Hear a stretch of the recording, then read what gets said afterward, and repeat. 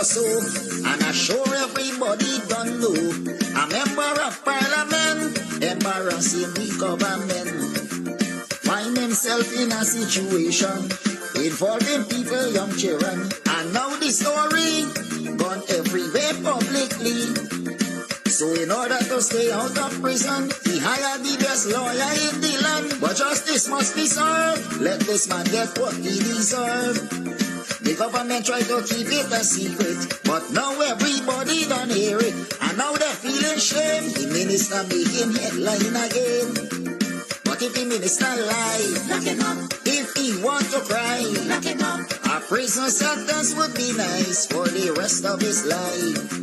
Beg the court to hurry, lock him up. Don't show him no mercy, lock him up. Least tell the magistrate this minister must be charged for rape.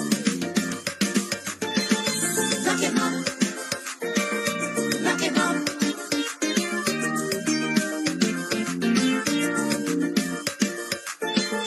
Lock him up. Lock him up.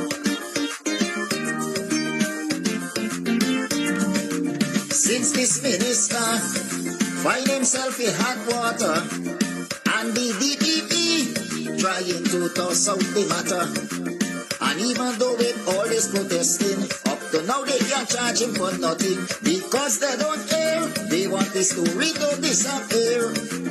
So in order to dissolve it quickly, they decide to come up with hush money. Bribing poor people is the only thing that these people know.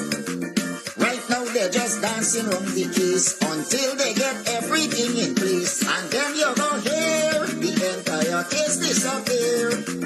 But the minister foolish, shut him up. Real stupid and dotish, shut him up. Send him to prison because that is where he belongs. And while he in prison, lock him up. I hope they teach him a lesson. Lock him up. The court shouldn't hesitate. Send this animal to jail for rape. Lock him up. Lock him up.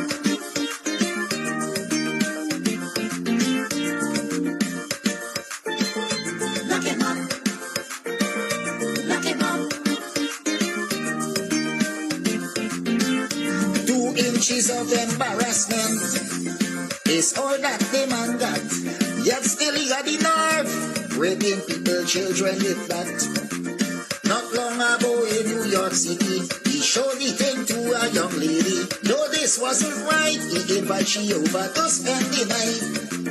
But like he had no furniture in the place, so he begged she to sit down on the place. So let we don't forget, all of this was on the internet.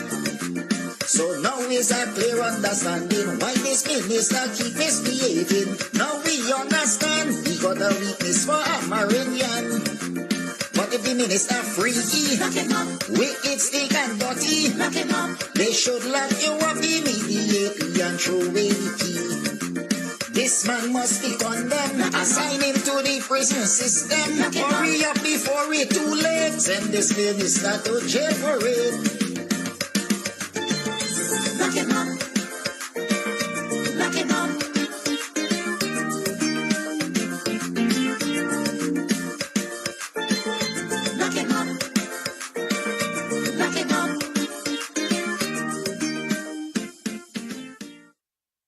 Welcome back to The Narrative. I'm your storyteller, Callistra Farrier. Well, in Guyana, Nigel Darmlal, who is the Minister of Regional Development and Local Government, is accused of raping a 16-year-old last December. He has been arrested. He's now on a $1 million bail. But in Guyana, there's protests. People are demanding that the minister be fired from his post. He's on administrative leave, but people feel that he really ought not to maintain his position, even with just the allegations that while he is yet to be found guilty in a court of law, the matter of a legal investigation, a criminal investigation, is separate from the politics and the position of trust that Mr. Nigel Darmlal holds, and whether or not he should continue to hold the position even if he's on administrative leave. Joining me on the program now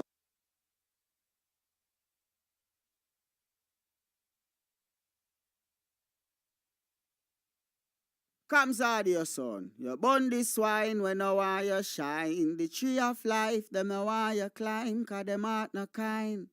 Kams, I say them heart no kind. Buxton Massive, Kidaki, Red Hat. Never joke, never joke, never joke.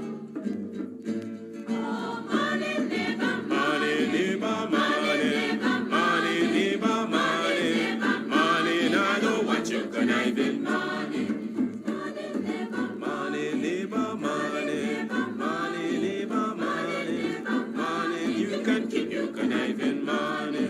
When you've been knocked for a bum, in a bill tell me money. Now because your money done, you come with conniving money. When you had your pocket full, in a bill tell me money. Now because your money done, you hustle for tell me money. Yes, money never, money never, money, money never, money, money. Now know what you conniving money. Neighbor, neighbor, joker. Neighbor, neighbor, joker. Neighbor, neighbor, joker. That's all the money that me walk for. A 2 pound note and a guilder piece. A 2 pound note and a guilder piece. A 2 pound note and a guilder piece. This all the money that me walk for. I said money, neighbor. Money, neighbor, money. Money, neighbor, money. Money, now I don't want you conniving money. Oh, Joseph. Well, I invoke the WPA's position that we are engaging in civil disobedience and non-cooperation with the government. And on that grounds, I refuse to participate in the interview. The question in struggle, is not personal. Whatever sacrifice as a political activist or a political leader you have to make for your people, you have to make it. Guyana and Guyanese, at home and abroad. Tune in to Guyanese Morning Time, hosted by Kadaki Amsterdam, where the sun always shines. Guyanese Morning Time, the people call it Guyanese Morning Time. Rhythm, Guyanese Morning Time. Intelligence and knowledge run the front line. We go again, Guyanese Morning Time. The people call it Guyanese Morning Time. Rhythm, Guyanese Morning Time. Intelligence and knowledge run the front line. We go again. We rise up early morning watching Kams TV, where wisdom and knowledge, yes, it is the key. Exposing corruptions over land and sea, where the wicked politicians, they try to trick me. Guyana is a land for everybody. With 6 races should live in harmony. Is one set of people getting aisle money. Is one set of people doing the thievery. Beep, beep, Guyanese Morning Time. The people calling Guyanese Morning Time. Rhythm, Guyanese Morning Time. Intelligence and knowledge run the front line. We go again, Guyanese Morning Time. The people calling Guyanese Morning Time. Rhythm, Guyanese Morning Time. Intelligence and knowledge run the front line. We go again. This is a program that you all can see, sharing your views and your integrity. Like it, comment and share it all around. Pass it to your neighbor, safe and sound. A sad situation going on in this town. The voice of the people is getting trampled down. Out of the mouths of babes and sucklings, which has ordained me to sing. I sing Guyanese Morning Time. The people calling Guyanese Morning Time. Rhythm, Guyanese Morning Time. Intelligence and knowledge run the front line. We go again, Guyanese Morning Time. The people calling Guyanese Morning Time. Rhythm, Guyanese Morning Time. Intelligence and knowledge run the front line. We go again, fooling the people. You're promoting evil. Stop lying to the people. You are a part of the cycle. Stop fooling people. You're promoting evil. Stop lying to the people. You are a part of the cycle. I say Guyanese morning time. The people calling Guyanese morning time. Rhythm, Guyanese morning time. Intelligence and knowledge run the front line. We go again, Guyanese morning time. The people calling Guyanese morning time. Rhythm, Guyanese morning time. Intelligence and knowledge run the front line. We go again. They got Breakford, Bork and Mark Benchcop. David Hines and Kadaki Amsterdam. Sherrod Duncan, Nigel London. Normal Brown and Gavin Matthews. Big up Paslow Port People Governor. Simona Brooms, Robin Simpson. Hampton Green and Winston Jordan. And yes, we can go right on and on. Guyanese morning time. The people calling Guyanese morning time. Rhythm, Guyanese morning time. Intelligence and knowledge run the front line. We go again, Guyanese morning time. The people calling Guyanese morning time. Rhythm, Guyanese morning time. Intelligence and knowledge run the front line. We go again. The relatives and friends of young Wyndham Bacchus, they deserve justice. The family, the relatives and friends of our in Boston, they deserve justice. The family, the relatives and friends of Peter Headley, they deserve justice. And so when we say that Guyana is an apartheid state, we have the evidence to show.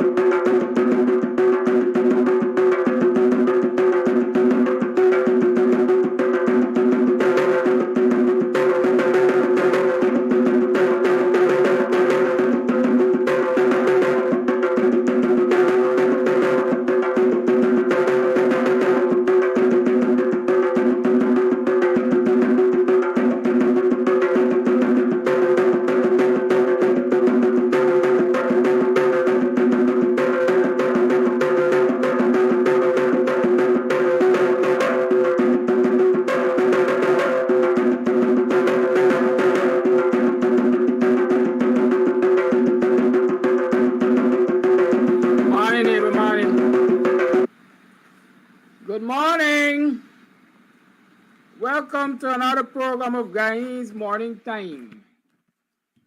I am your host, the Buxtonian Kidaki Amsterdam. It's a holiday in Guyana. It's the 3rd of July. Oh, tomorrow is 4th of July in the US, right? Tomorrow is the day to look for bargains by. I gotta go up on the internet and look for bargains at Amazon and so on. 4th of July weekend. Should have started since yesterday, perhaps. Yeah, that's my yard business, you know. Yeah, give me a minute.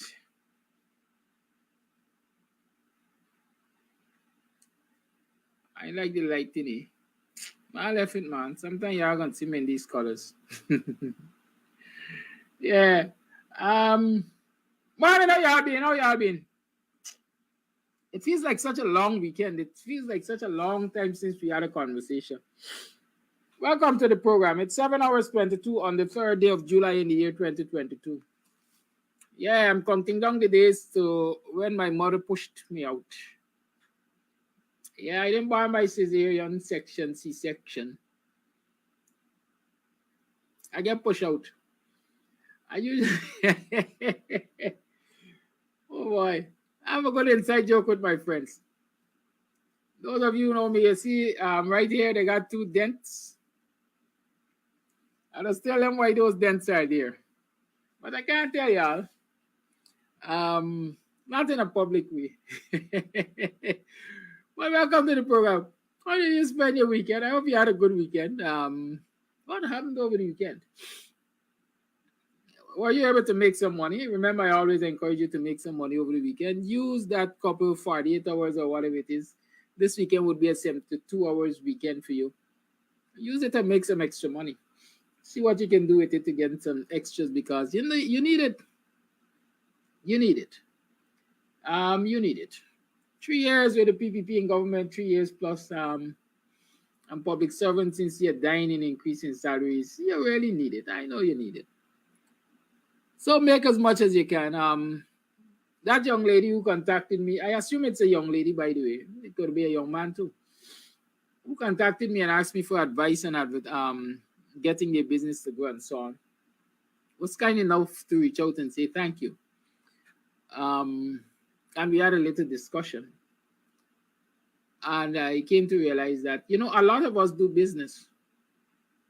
A lot of us make and sell things. A lot of us have offer services and so on. But one of the things we fail to do is brand it. Right? Brand it. You can make the best sugar cake in the whole world, but unless you have something that differentiates your sugar cake from all the sugar cakes, you ain't doing much to yourself. So brand it. So not because you're making sugar cake and your neighbor making sugar cake and the other neighbor making sugar cake, all the sugar cake. Yours might be granny home style sugar cakes. And if the other person brands theirs, they might be Mamu home style sugar cakes. And the next person might be sweet and tasty sugar cake. And so when the customers turn up and they look at the sugar cakes, they will know the difference. And they'll be able to select their preference quickly. Because they know the taste and they know which one stands out, which one they prefer. So branding is important for whatever you're doing. Brand your products. Please, whatever you do, brand it. Even if it is a service, brand it. Give it a name. That's all I'm saying. Give it a name. Right? Don't tell me you got a catering service and all you got is a catering service. Give it a name. Even if you want to use a combination of your initials and somebody else's, give it a name. Your child's name, give it a name. That is how people differentiate. Why do you think people could tell which is the PPP and which is the PNC? Because they give them names. Not all of them might be up to the same wickedness. Keeping poor people oppressed so that they could climb on their backs. Yeah, politicians don't like when I talk, you know. Because a lot of them see me as one of them. So when I talk against the conduct of politicians, they say, but this man is one of you we talking against me, sir. Might I remind you, I always say I'm a community activist. I'm a political activist. I know politicians.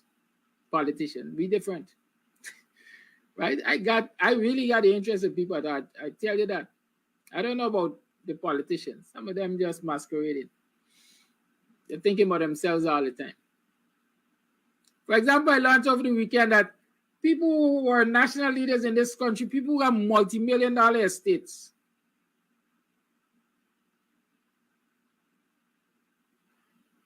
instead of making way for the small man get a plot of land on the East Coast, they use their political contacts, the party comrades, and they buy up the land.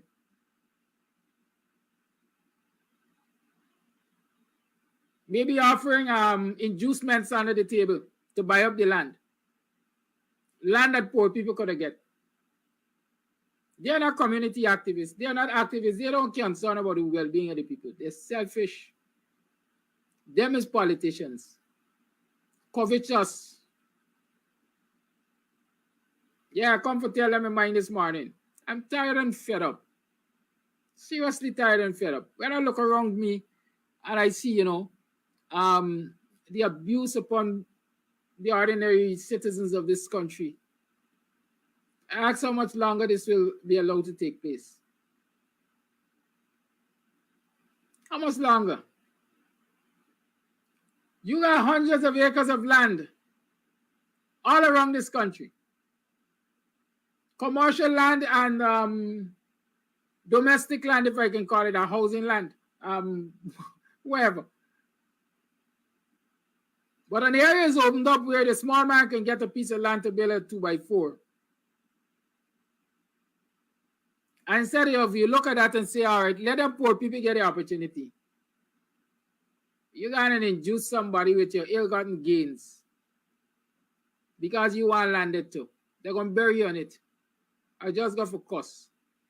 But maybe there's where they're going to form a mausoleum. They don't like when I talk like that, but sometimes I can't avoid it, you know. One of the things with me, I tell people, I speak my mind because I speak truth. I consider myself a very honest person. I know about y'all. Those of you who know me, if you think I'm honest or if I'm dishonest, but I consider myself very, very honest. You ain't got no skeleton in closets to me. I keep saying they're very small if you are going to find any. And so when y'all mash me too, well, not even mash me too, when I see y'all taking advantage of the citizens of this country, I'm not going to shy away from calling you out. I mightn't call you by name because I ain't got lawsuit money. But your conscience shall be your guide and you know yourselves. You know that even down at the level of the NDCs, you've been using positions at the NDCs. You've been using party officials at the NDCs. You who are officials at the NDCs have been using the system to enrich yourselves while your supporters are dragging in the mud, wallowing in poverty. It started July, so talking my mind is CARICOM Day. You call yourself a champion of the people, leader of the people. But you have access to knowledge that can liberate the people. But what do? You sit on it like a hen setting. You get it with your life. You don't share it. And then you ask why your people are not elevated. Why your people are not doing better than they can do. But you are their leader. They're looking to you for leadership. Are you leading them out of the morass? Are you leading them out of the circumstances in which they find themselves?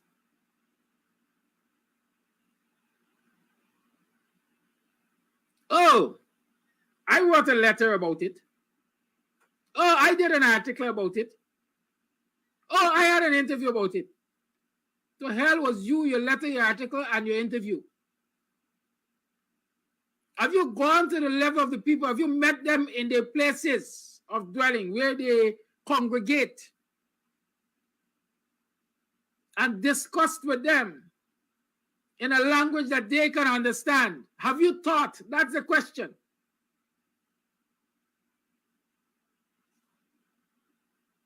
And if you have not taught, then you fail to lead. How people are so lazy, they don't like to read. Sometimes they ain't got the mental fortitude to read. Have you considered that? Sometimes the language in which you write is too highfalutin because you want to prove that, hey, I got tertiary education. So your scholarly article can't reach the ordinary rank and file. You can't educate them with your scholarly article. Because it's written to show that you are on par with the Ravi Devs, and you're on par with the doctor this and the doctor that, and you yourself are a doctor this and doctor that. Are you really meeting your people? Are you really reaching out and teach your people? Are you leading? Or are you just satisfied with calling yourself a leader for your people? And so you get to live the high life. One of the Jamaicans said, they might live up the high life. You get to live the high life.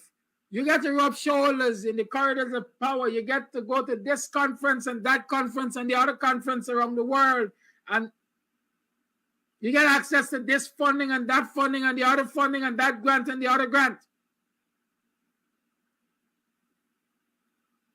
But are you using this influence that you have, this access that you have, to educate and empower your people? Oh, I'm this and I'm that. I met this person. I met that person. Are you using your connections to help your people? Are you just living the high life by claiming association with your people? I'm in a good mood this morning. I'm in a very good mood, but I'm also not tolerant of some people and their bullshit. Excuse my language if you find it crude.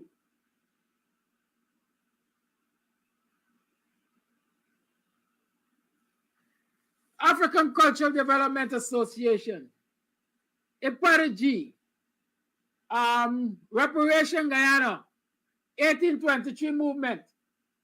Where's they got? Society for African Guyanese Empowerment, 1st of August movement. Where's they got?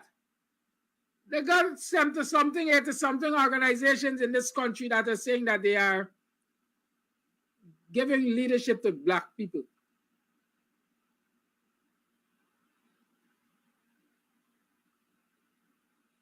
I don't think any single one of them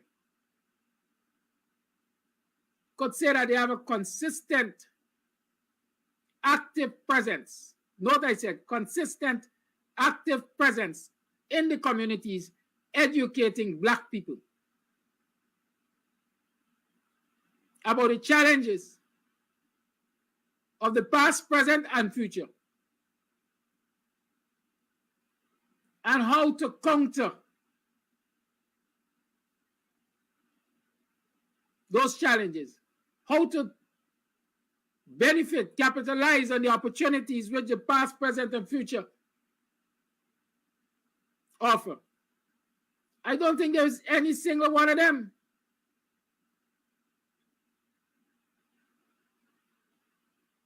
And for as long as we don't have such organizations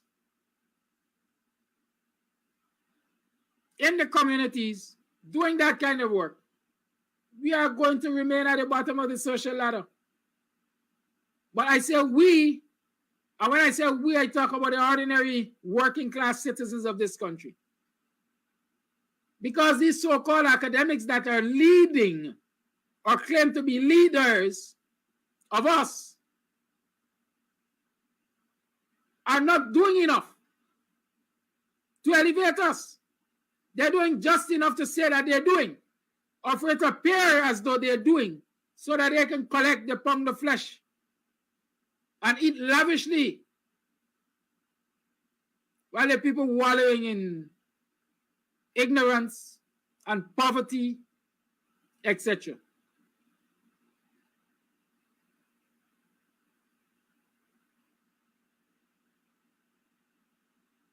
It's present in the Amerindian communities. It's present in the African Guyanese communities. I'm sure it is present in the Indo-Guyanese communities. It might not be as bad as in the Afro and Amerindo-Guyanese communities. But I really and truly am not concerned myself about other people. I'm concerned myself about our people right now.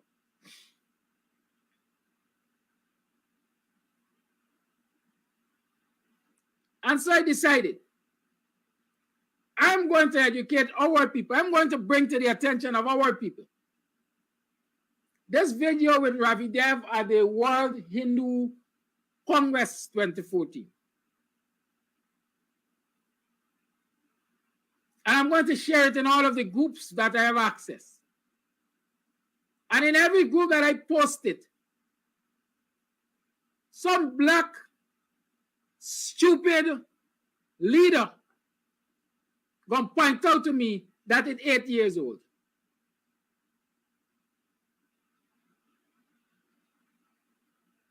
Notice that they're black and stupid. They're caught up in themselves. I'm usually in the know. I can't recall hearing any of them discuss this 8-year-old video in the communities. I've not seen them hosted a workshop in the communities. When I talk about education and African and cultural education, I think Buxton has several organizations that I can consider that brings leadership in that area. I've never heard it discussed in any of them.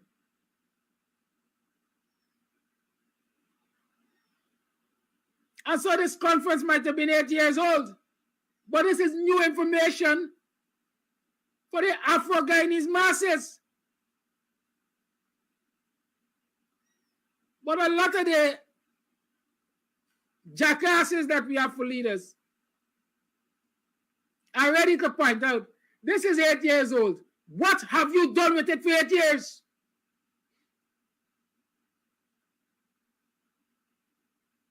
Was Granger and the AP and UFC aware of it when they took office in 2015?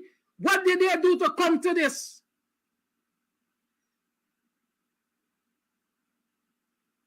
Since African Guyanese leaders were aware of it for 8 years, what have you done from then to now to counter it?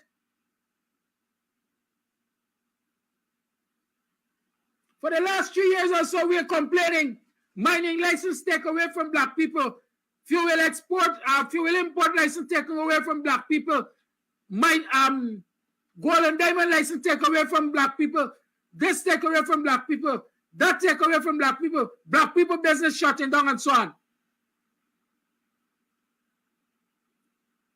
Have you sat with your people and made an association between this discussion of Ravi Dev and Hindu domination and what is happening to black people? Have you joined the nexus? Have you gone into the communities and said to your people, this is what you're faced with, and this is how we have to deal with it?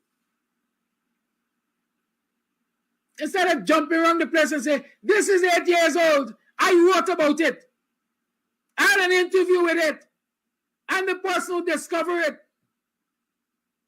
I share it on social media.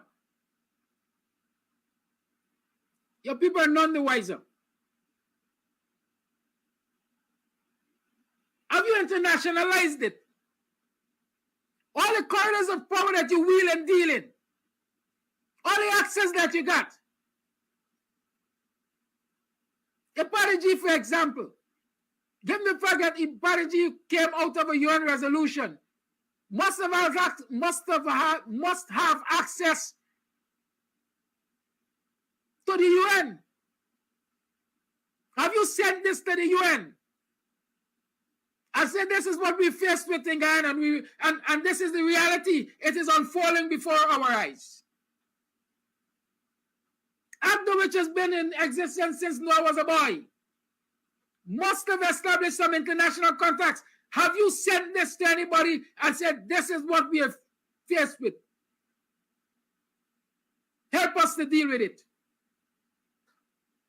Reparation, Guyana, or whatever it's called. The leader, Eric Phillips, was a White House fellow. Has this been sent to the White House? Or your contacts in the White House or U.S. government to say, this is what African Guyanese have to contend with.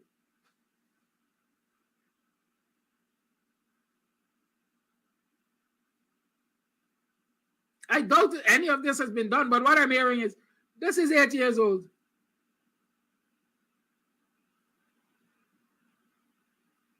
So for 8 years, the PPP has been, well, this is a strategy revealed in 8 years. I want to believe it was conceptualized before then. And so they've been executing prior to 2015. Excuse me. During 2015 and after 2015. But these leaders know about this strategy. How have we organized ourselves to push back? This video tells us that there are lots of mining lands, that bauxite is in abundance. We got the best bauxite. That gold and diamond is a big thing. The video tells us all of that.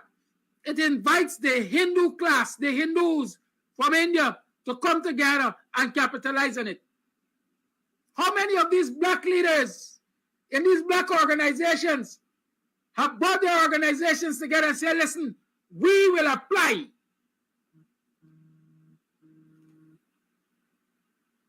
for resources in these sectors that are identified in this video. And let us see if the government will deny us access to it. And when they deny us access to it, we will simply have a platform to shout on and say, listen, here is a government saying that all of these things are available to Hindus from within and without Guyana. But here we are as African Guyanese applying for access to these resources, and they're daunting us. It's a case of plain straight discrimination by religion and race. Have we done that? Or some of us simply double down on the information and apply for it in our own names? So the African masses don't need access to this. We don't need to apply to this as an organization and so that the African masses can have access to it. If we were to apply as an organization for 100,000 acres of land in the mining areas, and so we can sublet or we can organize for our African miners to get plots of these lands to mine on, that would be a good for the people. But here, they got all this land, but I got to apply for 50 acres to me. And I'm going to use my blackness as a bargaining tool to get 50 acres for me.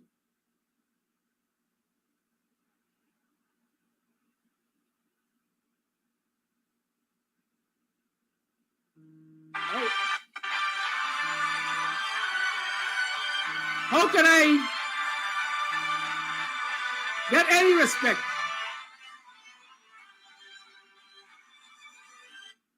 for anybody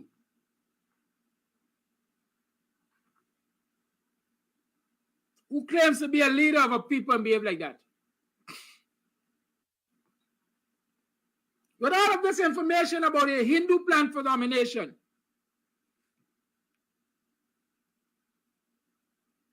Granger did a landing commission. We have never heard a report of coming out of the land commission. Why? What was so damning that couldn't be revealed to the nation about this findings from the land commission? With this plan for domination, why are African Guyanese not aware of the findings of this land commission so they can use it to their benefit and their defense? And we look at these people, we say they're leaders, we look at them like demigods. We'd lie down and ask them to walk on us because they're so sacred.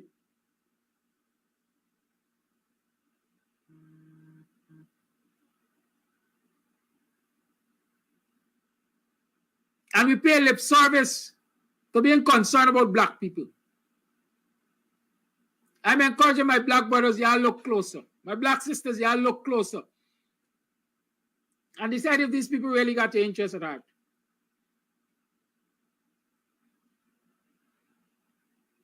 Some of them just want to be up there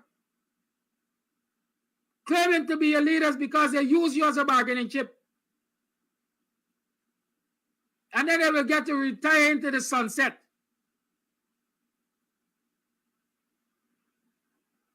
With all the bribes and so on, the hush money and so on that are going to pass under the table.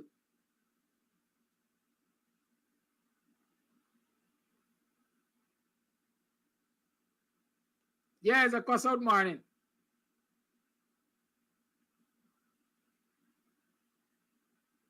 The time has come for black people to hold black leaders accountable. And for us to look at our black leaders closer.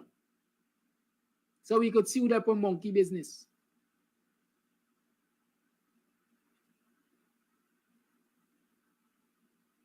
I see people cussing Nigel Hughes for taking a rape case. You're cussing the wrong people. I always ask, I asked a comrade the other day who was talking about this. Does Nigel Hughes have a political party or a law firm? Is Nigel a politician or a lawyer? Does Nigel earn his daily bread from politics or law?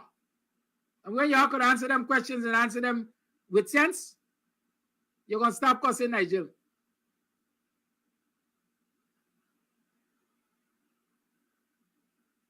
But ask those who are earning their keep from politics in your name, what are they doing to defend you?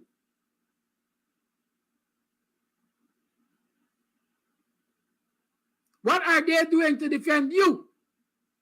Defend us. The Amerindians must ask the same thing. The likes of Schumann and Pauline Sokai and this body and the other APA and that PA and the other PA and this and that. The Amerindians must ask them, what are you really doing to defend us?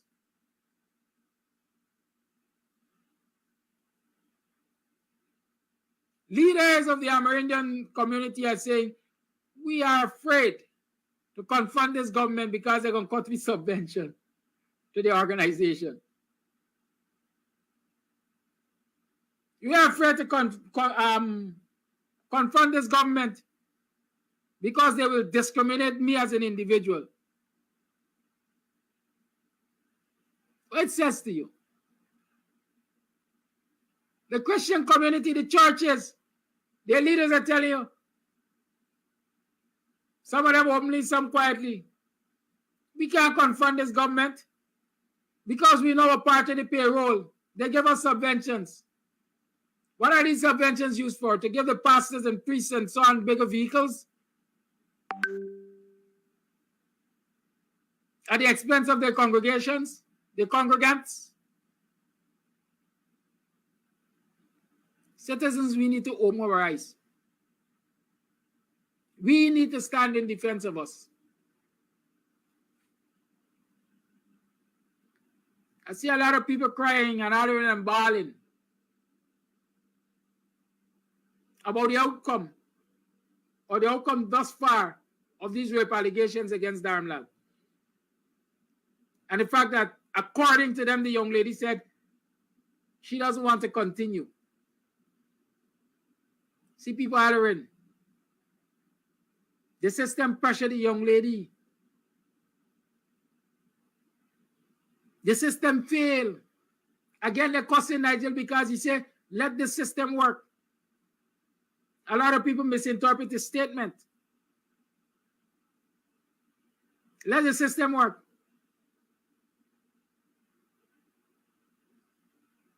I'm not lying for this man, but let the system work. If the system were to work and work the way it was expected to work, you could bring Christ and all as his lie and he couldn't get off. That's what I interpret it as.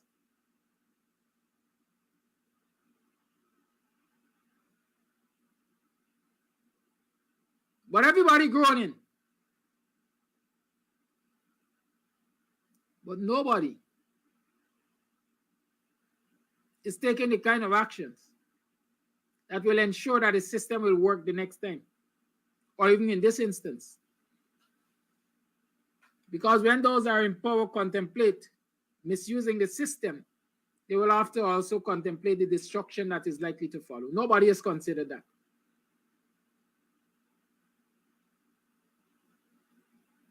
Because leadership is self-preserving. Who, me? I ain't leading no protest out there. They're going to turn violent because I ain't able to get shoot and I ain't able to go to jail.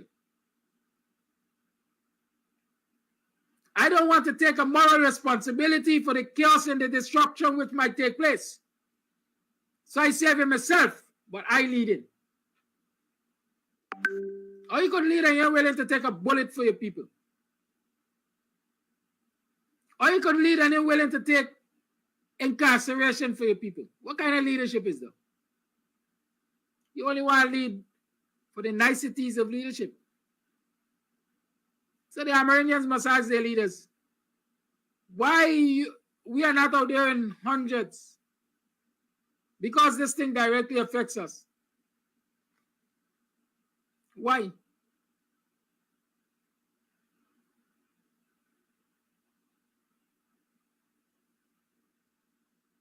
We must ask the women organizations and the rights organizations, why y'all not out there in numbers? Why this thing is made to look like a political fight? Only politicians, for the most part, are out there.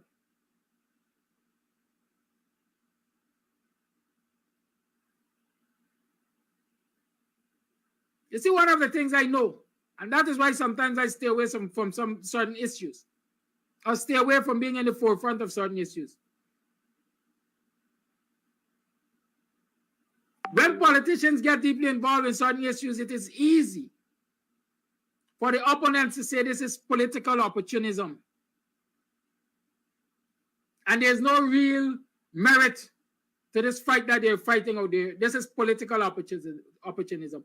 But when the ordinary citizens take on their battles as they're supposed to, and the so-called,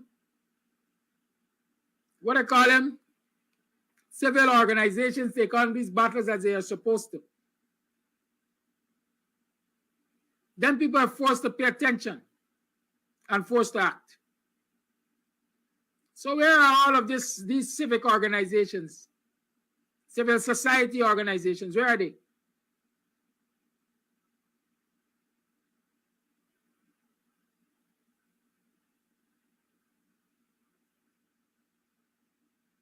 Guyanese must see this masquerade for what it is, a masquerade. A masquerade that will ensure some people get fat off of the backs of the ordinary people, while the ordinary people suck salt. The system has failed. We all agree. The pressure that came upon this 60-year-old has forced her to throw her hands in the air and say, I ain't able no more. I can't stand it no more. I want to go home.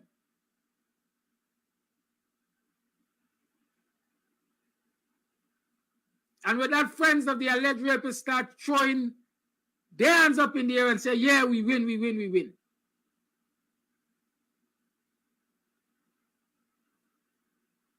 Why is there chaos across this country to say that you didn't win? And the DPP must do a job, and the system must be made to work. Where are the people to say that the young lady never said it didn't happen? She said she is tired of having to go through the same thing over and over again. Every time you all interview, she are raping she again. Where are the large numbers of our own people to say we will not allow this injustice to pass?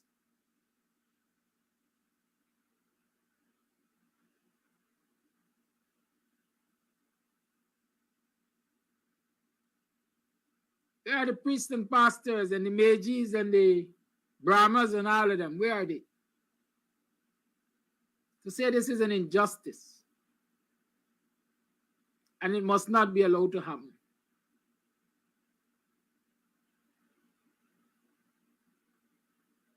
But you know what? A lot of them can't talk because they're concerned that if they talk, the access to the corridors of power and privilege will get cut off. They're afraid that if they talk, some of them skeletons gonna come out.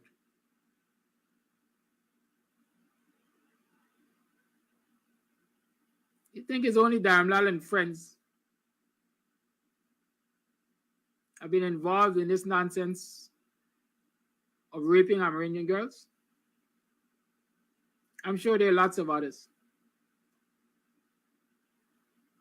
I've hinted that there are lots of others. They don't only look like Darmlal and friends. I'm sure they look like this little Amerindian girl too. And some of them might very well look like me.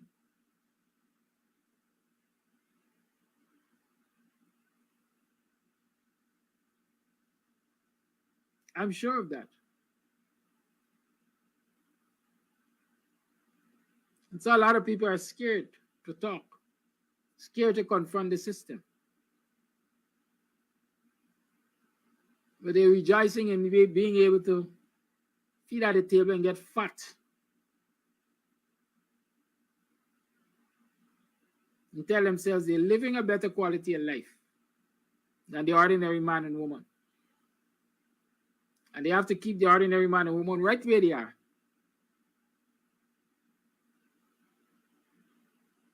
So that they can continue to be right where they are. Don't tell me what you know 8 years ago. Tell me how you've used that knowledge to empower your people.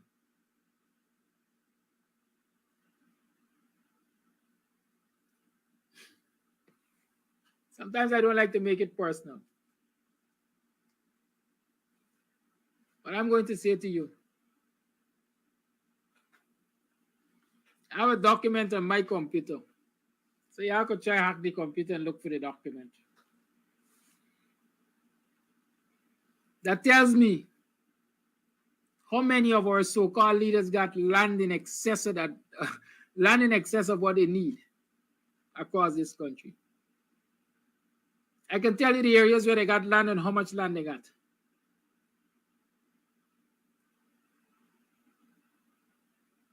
While they're still fighting to get land in communities where the ordinary man and woman should be given access, first preference.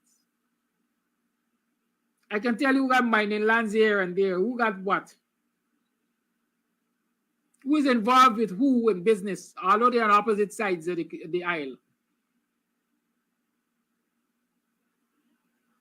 But like I said, I don't want to get personal.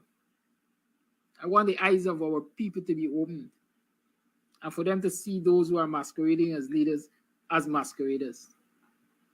And I look far to see them, man. Over the weekend, somebody sent me a photograph of Van West Charles and a cousin Van West Charles. Watch he is lying in bed with the PPP.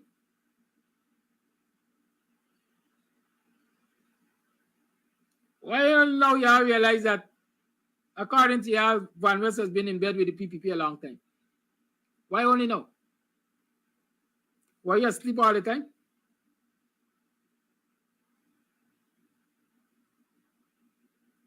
Why you don't recognize that all the time when you're all fighting to make Van West leader of this and leader of that?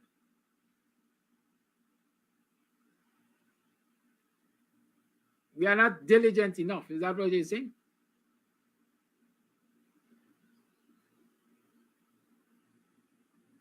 Somebody called me yesterday. Hey, you see Selwyn Peters in the red jersey, boy?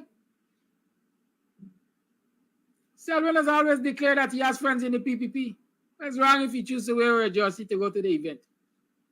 I haven't seen it. It is alleged that he wore a red jersey to go to some event in Canada. If I put on my red shirt, you haven't called me a PPP. It's my right to wear any color I feel like. We are always quick to notice these infinitesimal things, these very minute, these very small things, and make a mountain out of molehill with them. But the things which are staring us right in front of our face, we're not acting on. Leaders who are pretending to have our best interests at heart, and all they're doing is selling us for their pound of flesh. What are you prepared to do to change that? What are you prepared to do to make the system work so that you can have access to resources just as the Hindus can? And so that every young boy and girl can be protected by the law regardless of their ethnicity or who their abusers are. What are you prepared to do? That's what I want to hear. 6225933 is the number to call. We got a whole hour to talk about these things. Let's talk. Let's talk. Everybody is sending a song to me. Yeah, you hear this song? Yeah, buy this song bad. How do you intend to use this bad song to ensure justice prevails? Those are the things I want to know.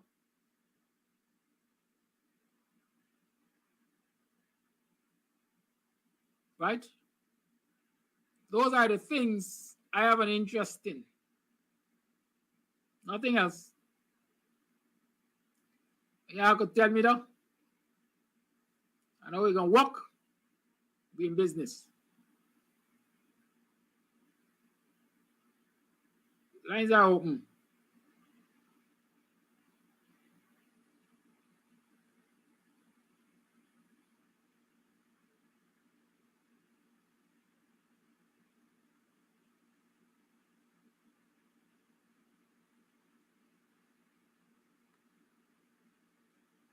Lines are open.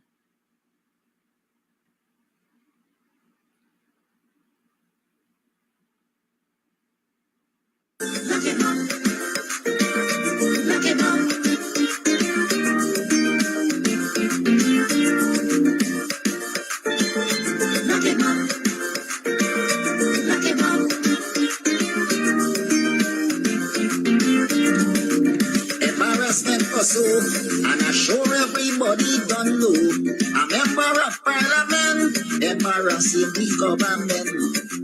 Find himself in a situation involving people, young children. And now the story gone everywhere publicly. So in order to stay out of prison, he hired the best lawyer in the land. But justice must be served. Let this man get what he deserves. The government tried to keep it a secret, but now everybody done hear it. And now they're feeling shame. The minister making headline again. But if the minister lies, knock him up.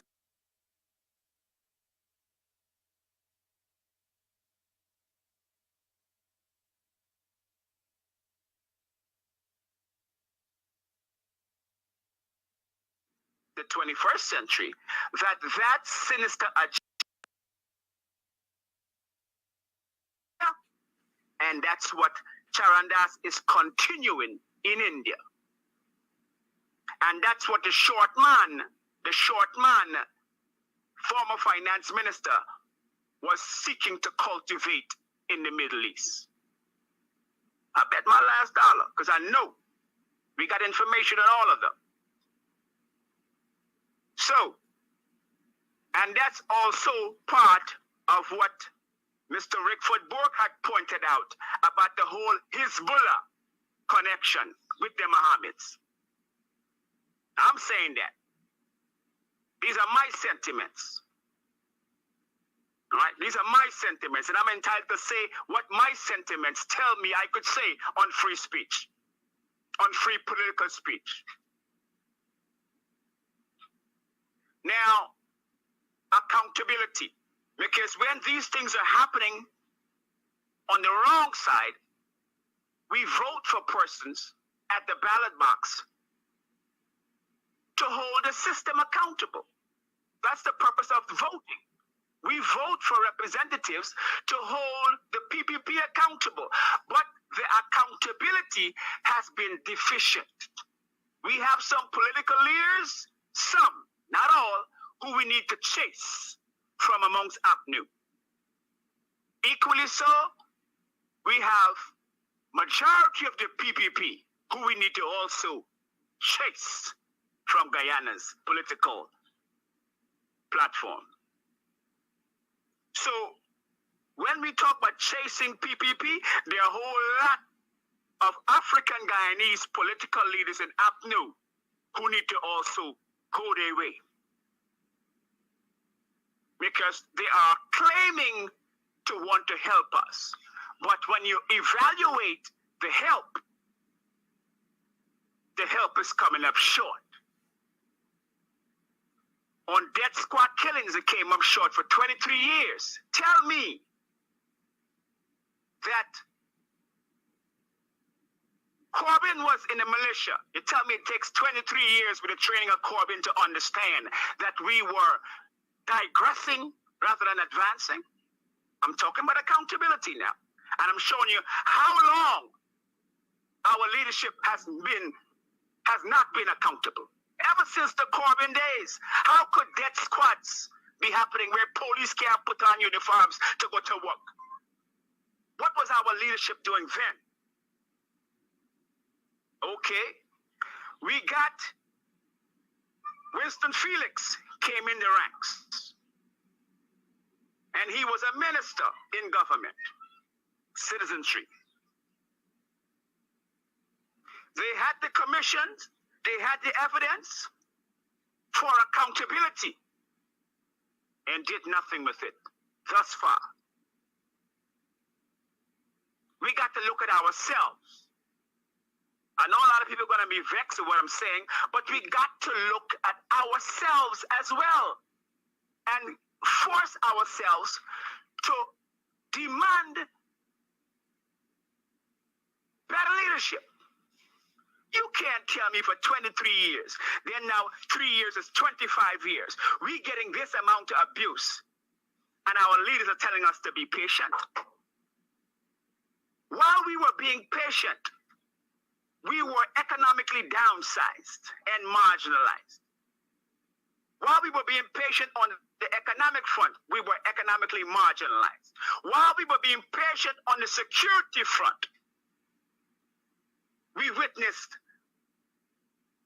extrajudicial onslaught. On the cultural front, the PPP even went so far to threaten to remove Mashomani.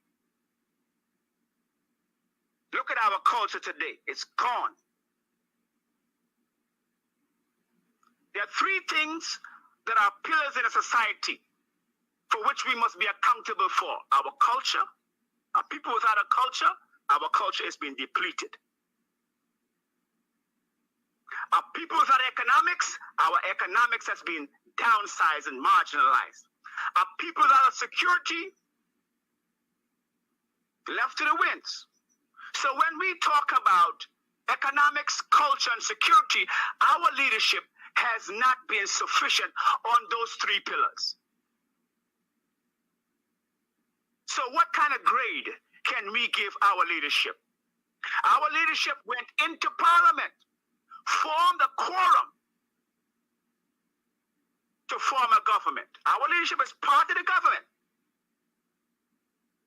Yet our leadership goes to parliament every day, accepts this amount of abuse with impunity, and calls that acceptable governance.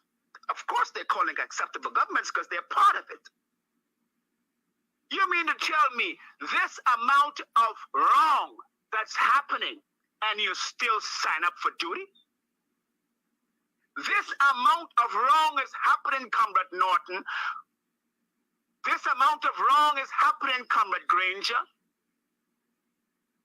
This amount of wrong is happening, and we're still willing to be part of the illegitimacy of the PPP's behavior.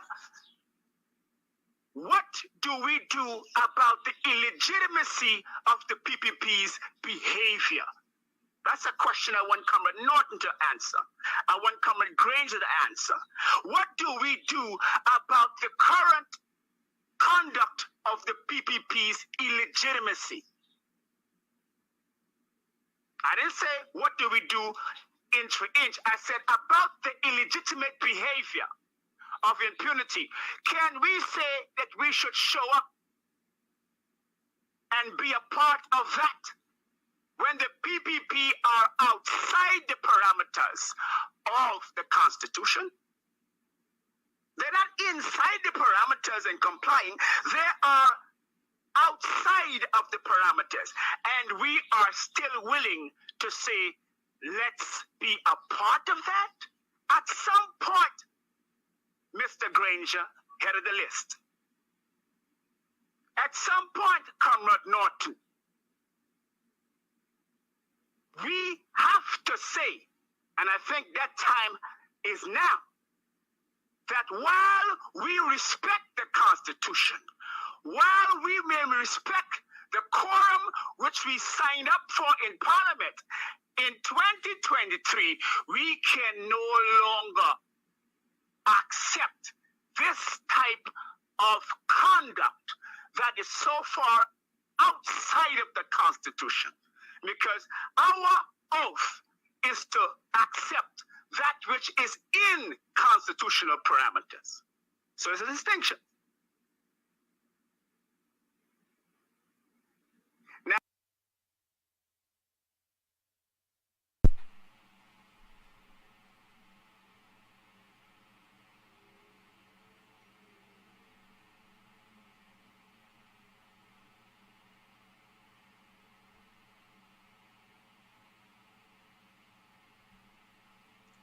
Morning, neighbor. Morning. How are you doing, neighbor? Welcome to another program of Guyanese Morning Time. It is now 7 hours 26 on the 4th day of July in the year 2023. I am your host, the Buxtonian, Kidaki Amsterdam. CARICOM is 50 years old today. Right? CARICOM is 50 years old today. Institution is a few days older than I am, man. Yes. Yesterday was CARICOM Day. The question was asked of me yesterday or last evening. Is CARICOM Day observed on the 4th of July or...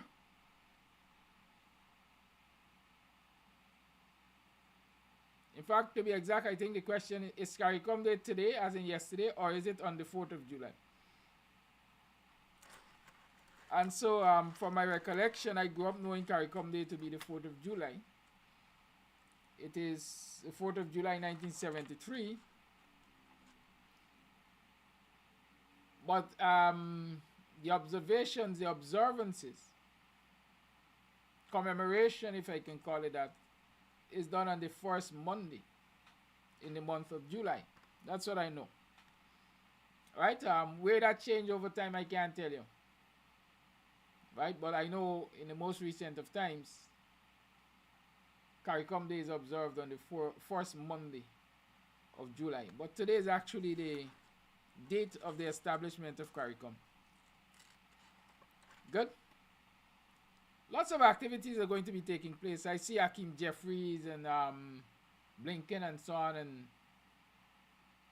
a lot of other ranking and leading members of the U.S. government are going to be attending some ceremony or meeting of the CARICOM community as part of the observances. I would expect that there will be closed doors meetings and so on with these ranking members, these big shots in the U.S. government. And I hope that on the agenda of those meetings we're going to find the Guyanese situation. I do hope that.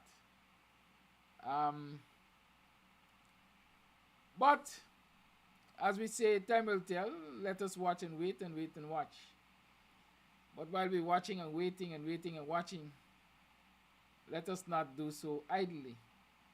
We have work to do as a people. Certainly have work to do as a people.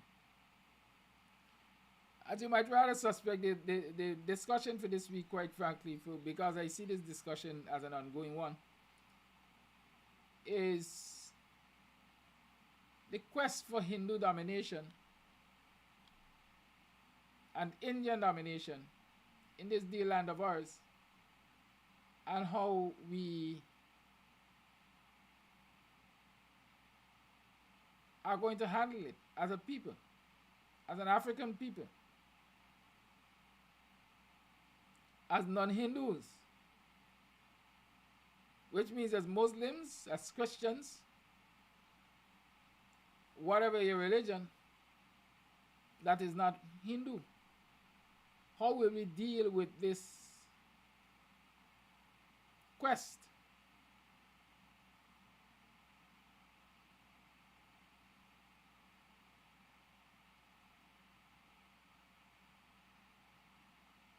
Good? How do we deal with this quest? Are we just going to come here and pontificate, and we're going to, in broad terms, identify the lack of leadership, the failure of leadership, the trickery of leadership? Because I'm convinced we have a lot of tricksters within the leadership.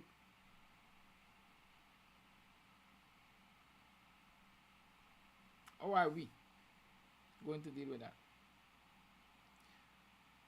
But, as is usual, I need to find out how you are. What's your mental state of health?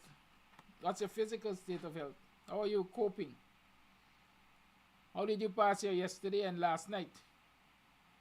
How many of you went out to the protest at Square of the Revolution yesterday? I understand there was a vibrant one out there.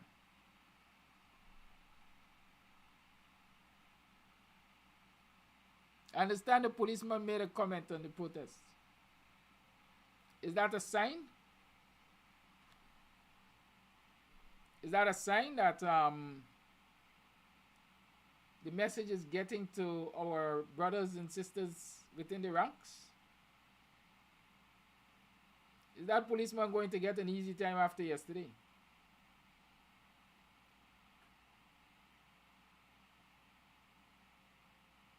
Is that policeman who, one who is, as we say,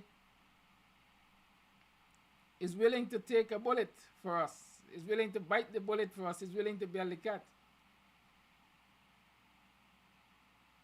Or he was just caught up in his feelings? Right, but we shall look and see where that leads.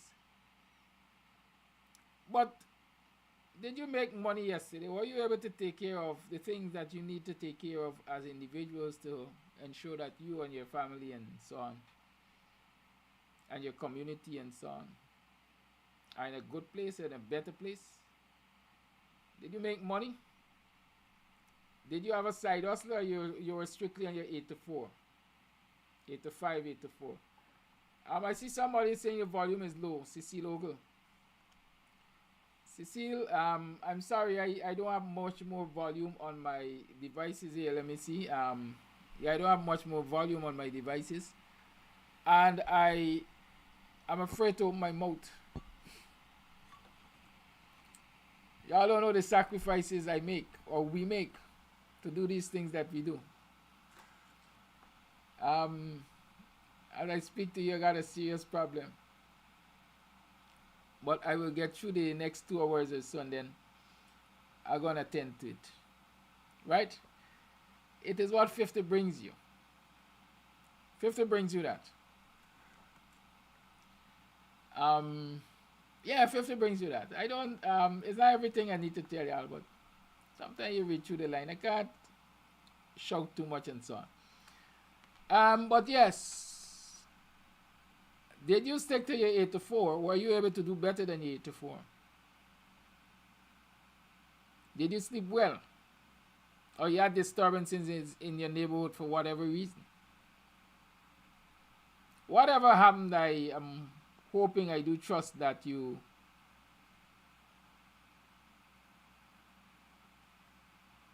okay, I think I see I might be able to fix it. Good. Is this better? I hope it is. Indicate if you're getting me louder. I don't know. But whatever happened yesterday and in the course of last evening and so on, I do hope that you woke this morning feeling first and foremost grateful that you can take another breath of life. And secondly, recommitted to the struggles that are ahead of you. Because the struggles will be long. Right? The struggles will be long. And the battles will be hard too. But we must have that determination to weather our storm. We must have that determination to fight. Because like I said in the title of the program, fight or die.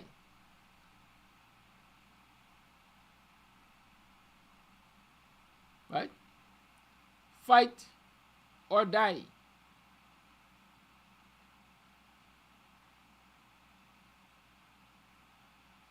If you can't fight for your survival, then it's likely that you're going to die.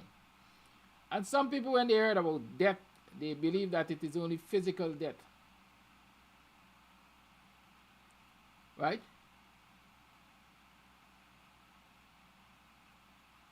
Is it only physical death that you can die? I believe you can die spiritual death. The Christians tell you about dying spiritually. You can suffer some financial debts. And this is not DEBT.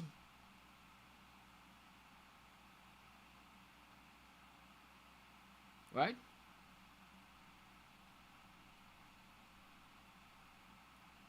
But the reality is,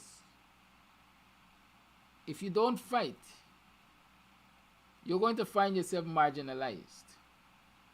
You're going to find yourself further discriminated, further disadvantaged. And all of those are forms of death in my mind. When a father cannot earn his daily bread to provide for his family,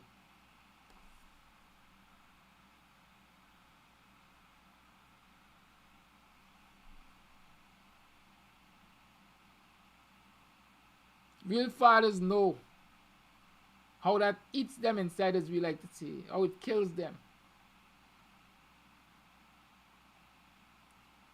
Right? When a mother has to look at her children going hungry or being abused because of the inability to provide for them adequately, those are forms of death that we don't want to even think about. Right? So we have to fight. We have to fight.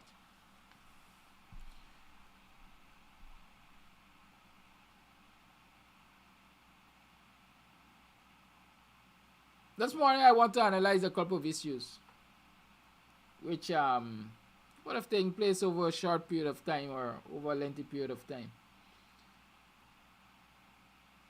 and address how we dealt with them. And let us ask ourselves if the manner of dealing with those issues will really help us to survive this time, when the quest is Hindu and Indian domination in this country. But let me remind you that there's a vacancy for an experienced butcher. Yes, there's a vacancy for an experienced butcher to operate in the East Rhine Belt market. The hours of work would be from 7 to 4, 7 in the morning to 4 in the afternoon. Your normal schedule is, as I like to say, Sunday to Sunday, but you will get a day off weekly. Right? So it's not 7 days work, it's more 6 days work. Right? So you get 1 day off in the week. Again, there's a need for an experienced butcher in the East Rhine Belt market to work from 7 in the morning to 4 in the afternoons. And you get 1 day off per week. The number to contact is 609-2049. 609-2049. Right? 609-2049.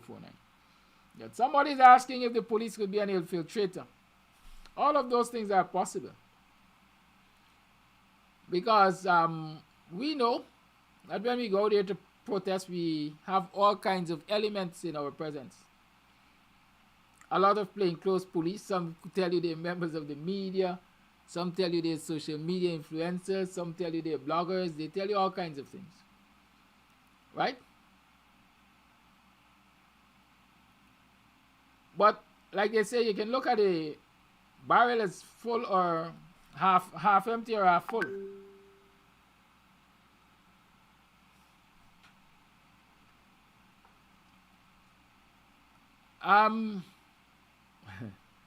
Edward Sample, I addressed this issue of volume already. I can't do much more about the volume. Okay, maybe that's better for you. I hope. I'm in pain this morning, let me say that. So I can't really do much more than I'm doing. I see Irfan Prasad is taking the time to tell us that Irfan Ali is a Muslim, not a Hindu. And I'm happy that he points that out for the 100th time. We know Irfan Ali is a Muslim. I don't even know if he's a practicing Muslim, but he's a Muslim. And when I started addressing this issue of Hindu domination as proposed by Ravi Dev in that tape, I'm sure I pointed out that if you look at the structure of the government, you will see that Ali, who is a Muslim, is the named president. But you will see that Jagdeo, who is a Hindu, or supposedly a Hindu, runs the government. Do you want us to go and examine the structure of the government? Or the structure of the wielders of powers in the PPP administration? There's no question that despite Ali is a Muslim and he is the president, the government is dominated by Hindus. The Attorney General is Anil Nandlal. Education Minister Priya Manik Chand. Minister of Social Services Vindya Prasad. Nigel Dharamlal.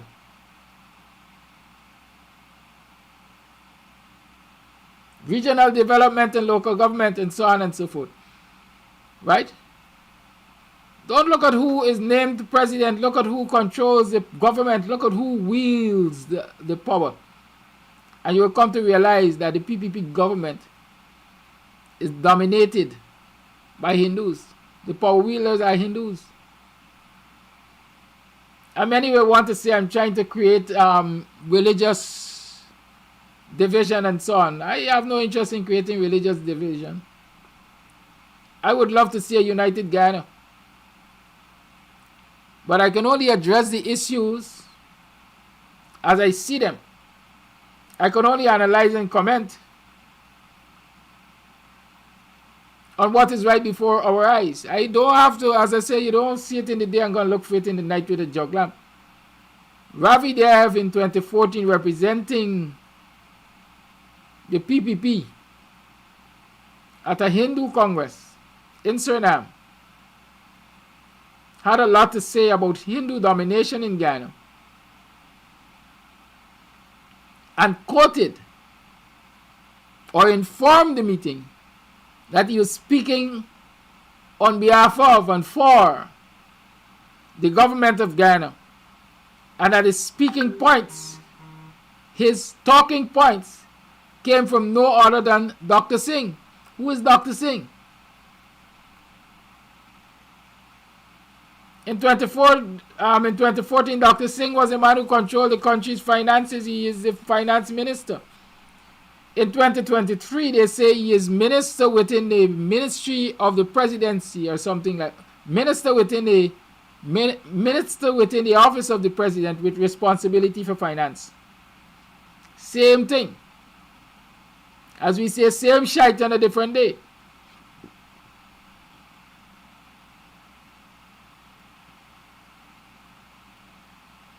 So what do you think has changed from 2014 to now?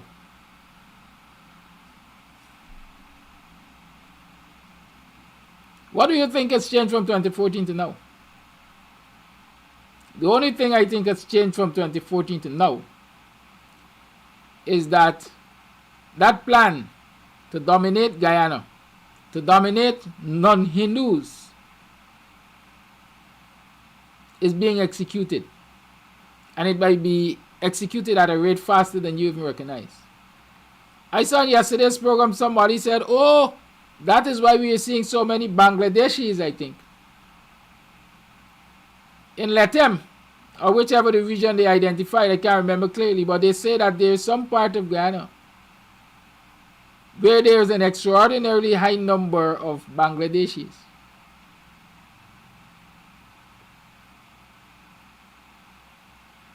Why do you think that the Hindu-dominated government issued a ban on Haitians who are not Hindus coming to Guyana? Why do you think it has become so difficult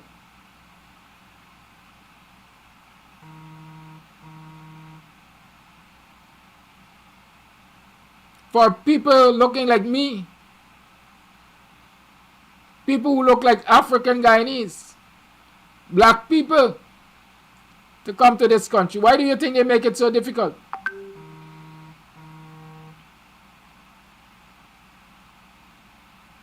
Apart from banning Asians and so on, making it difficult for Africans or people of African heritage to come to Guyana,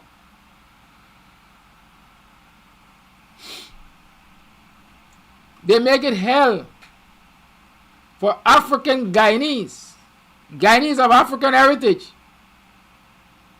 to get by in this society.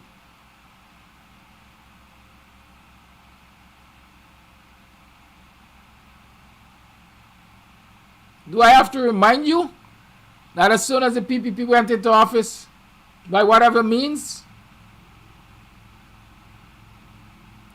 the contract for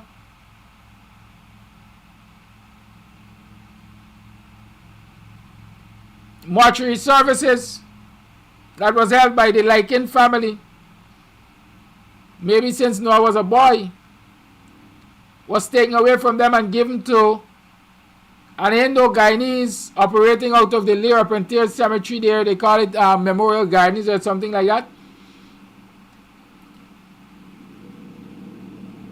Check the name and the religion of that person to who that contract was given.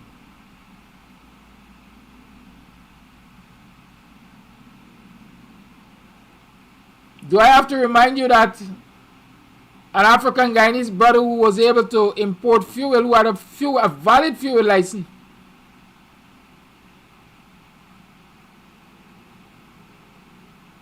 his license was suspended under some crazy guys? I think he went to the court. The court said he's entitled to his license, etc. Do you know if he has that license up to now? Do I have to remind you that a popular journalist who was a licensed gold exporter, gold buyer, in partnership with somebody, had that license taken away from him, and up to now he doesn't have it returned? Do I have to remind you of the hell that they put Sivon's Waste Management and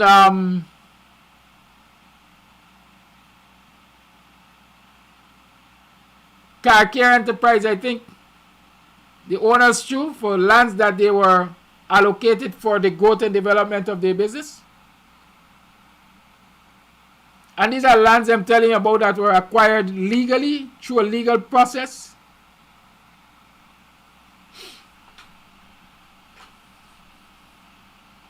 Huh?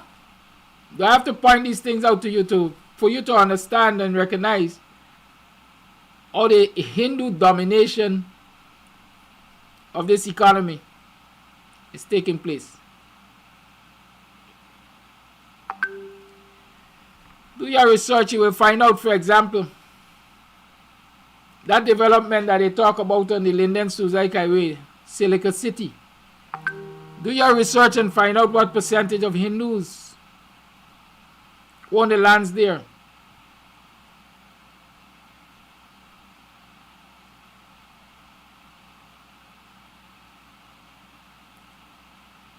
Do a survey of the businesses on Regent Street and see how many Indian nationals operate on Regent Street. And you can investigate their religious backgrounds. And you can do that for every sector of this economy if you want. You can do that for every sector of this economy. But I'm sure what you will come up with at every time, every juncture, is evidence to support the position that this society is on a trajectory to be dominated by the Hindus and Indians, because there must be what I want to call a slight variation here and there, because an Indian is an Indian, an Indian is an Indian. And then you have the subclasses, if I call it that, Hindus and Muslim and so on. So there is no carte blanche ban, or I would say no policy to prevent Indians coming to Guyana to operate in the various sectors and to acquire wealth in the various sectors and so on.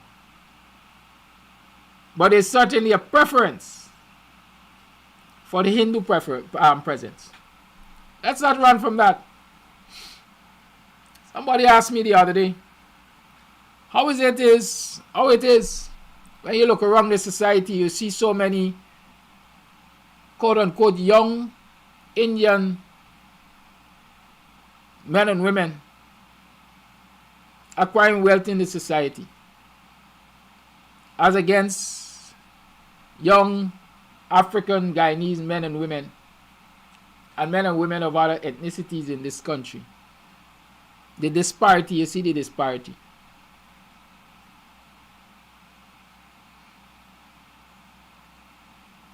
It's my theory, and I think it is supported by some amount of data that I was able to collect through the process of observation. It is my theory that the Bank of Baroda is the Bank of Baroda owned by the Indian government. Can somebody verify that for me?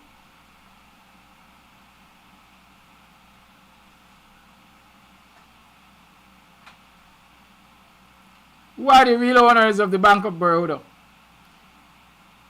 What are the internal arrangements of facilitating commerce, financing of import-export through the bank? What are the arrangements there?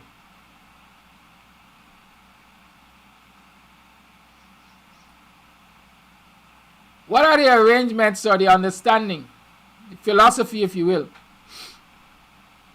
among Indo-Guyanese businessmen or business people, because there are women in the midst,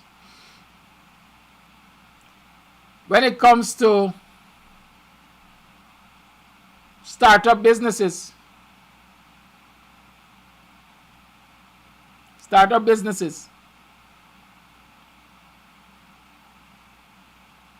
By young Indo-Guyanese.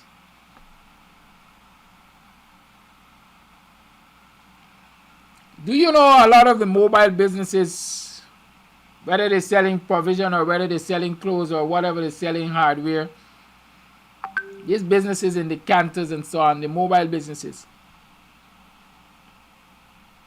are funded by major business owners in the city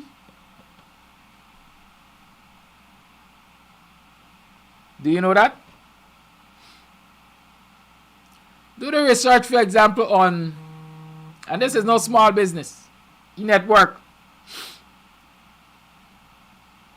and see if you can track and trace where the financing for the expansion of e-network came from.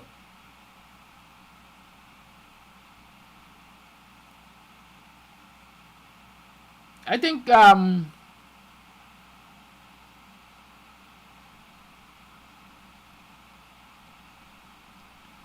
guy that was managing director of DDL, is he still alive? I can't remember. Is he still alive? I think he died, but I'm just asking, is he still alive? What role did he play in the expansion, the provision of capital? The owner of the Demerara Bank, or one of the major shareholders, directors of the Demerara Bank, in the acquisition of capital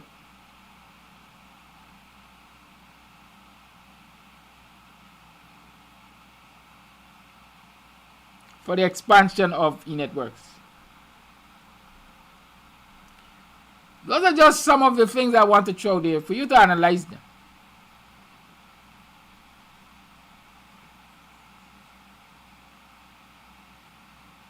And see how they tie into this theory, this proposition from Ravidev of Hindu domination, and the willingness of the PPP government to facilitate Hindu domination in this country.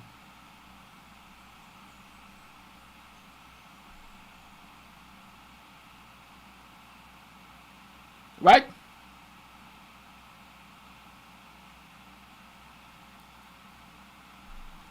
But the question is, my intention is not to continue to dwell on what is now known, in that we already know that the aim of the PPP is to dominate the Guyanese society by religion as in Hindu domination, and by ethnicity as in Indian domination. We know that. The question is, how do we fight back? What do we do to prevent them achieving these goals? Let me say we're late already. We're more than 8 years late, because our leaders are pointing out, they keep pointing out, that video is 8 years old or 9 years old. And since they have done nothing on it, they have not acted contrary to it for that period of time, let me say that we are more than 8 or 9 years late. Because when that discussion was had in Suriname, that was not the birth of the idea of Hindu domination. That idea was already incubated long before that. It was already hatched before that. And so far, you know, we might be 20 years late. But we are aware. We know now. More of us are aware now. The question is, how do we count it? What do we do? One of the first things we like to say is boycott. Boycott their businesses.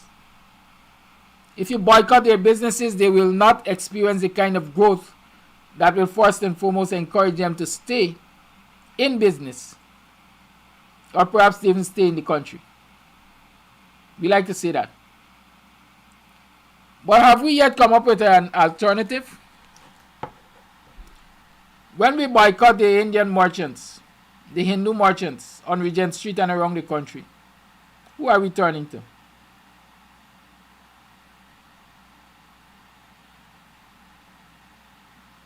Who are we turning to? Y'all talk to me. Who are we turning to? Cloth, for example. One of the biggest cloth dealers, or the bigger cloth dealers in this country. In fact, I can't even name an African Guyanese who is into the sale of cloth. I said it last year, I think, that it is a sickening and embarrassing thing to know that if you really want African prints, you gotta go on a store on Regent Street.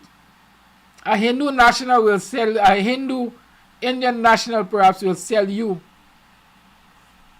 African prints.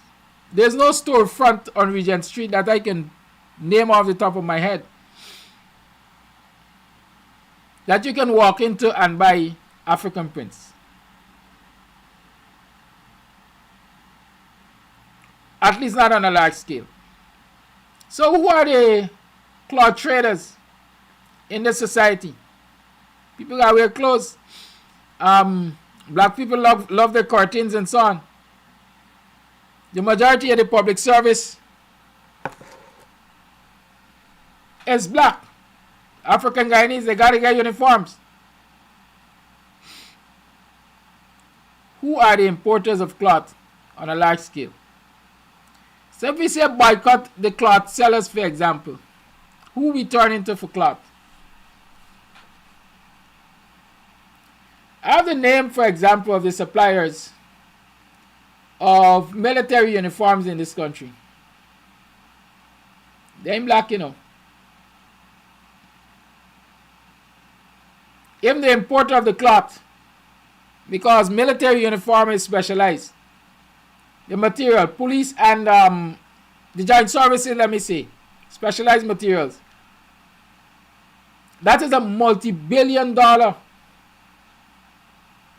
industry, a multi-billion-dollar supply line to the government of Guyana. Check and see who are the people who control that.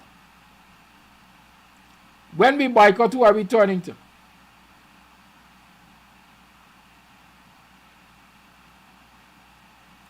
And since we're recognizing now that when we boycott, we don't have anybody to turn to,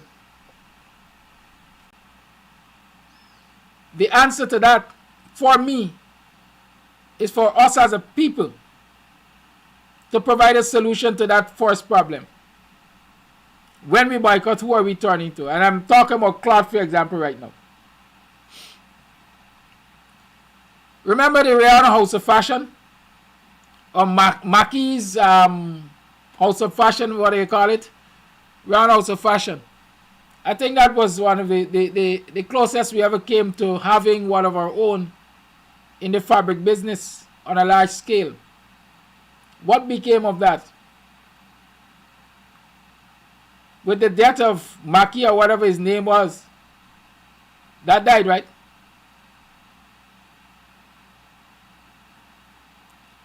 Are we saying we do not have a large enough group of African Guyanese who can pool their resources, pool their capital together and establish a house of fashion?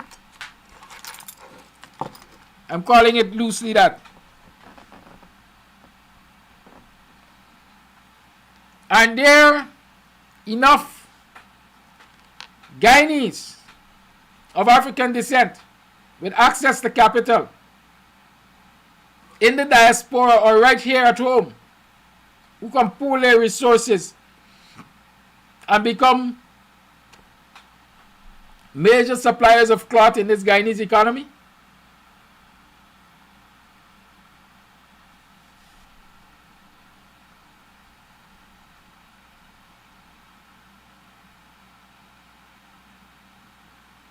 There might be a challenge, right? The Hindu-dominated government might make it difficult for the import license and so on. But nothing ventured, nothing gained. Unless we are prepared to fight, we are going to die. We will not have businesses of that nature.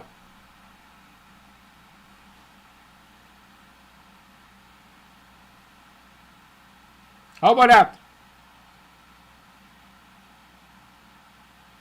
How about food? Who are the importers of food in this country? We like foreign food, right? Who's that?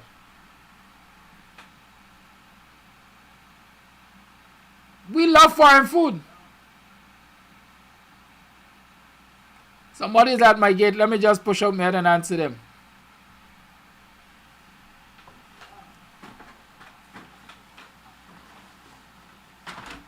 You know, then the program till 9 o'clock morning, sir. How you do?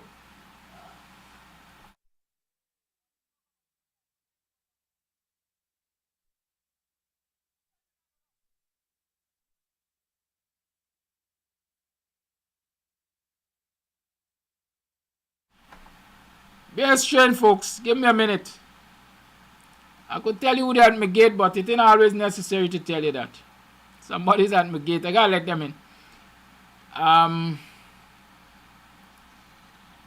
So give me a minute. I'll be back with you. Well, I invoke the WPA's position that we are engaging in civil disobedience and non-cooperation with the government. And on that grounds, I refuse to participate in the interview. The question in struggle, you know, is not personal. Whatever sacrifice as a political activist or a political leader you have to make for your people, you have to make it.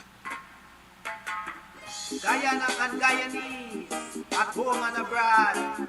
Tune in to Guyanese Morning Time, hosted by Amsterdam, where the sun always shines. Guyanese Morning Time, the people call it Guyanese Morning Time. Rhythm, Guyanese Morning Time.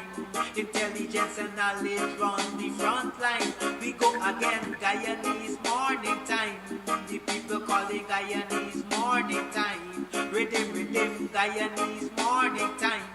Intelligence and knowledge run the front line. We go again. We rise up early morning watching Kams TV, where wisdom and knowledge, yes, it is the key. Exposing corruptions over land and sea, where the wicked politicians they try to trick me. Guyana is a land for everybody. With 6 races should live in harmony. Is one set of people getting aisle money. Is one set of people doing the tea for repeat. Guyanese Morning Time. The people calling Guyanese Morning Time. Rhythm, Guyanese Morning Time. Intelligence and knowledge run the front line. We go again, Guyanese Morning Time. The people calling Guyanese Morning Time. Rhythm, Guyanese Morning Time. Intelligence and knowledge run the front line. We go again. This is a program that you all can see. Sharing your views and your integrity. Like it, comment and share it all around. Pass it to your neighbor, safe and sound. A sad situation going on in this town. The voice of the people is getting trampled down. Out of the mouths of babes and sucklings, which has ordained me to sing. I sing Guyanese Morning Time. The people calling Guyanese Morning. Yeah, sorry about that. It's all your business. It's our business. Yes, so I'm asking. Food. If you boycott these merchants, who are the people importing food in this country? What's the alternative? What's the alternative? Let's talk about the alternative here. The African representative organizations are picking an act this morning. I think it's one of the older ones.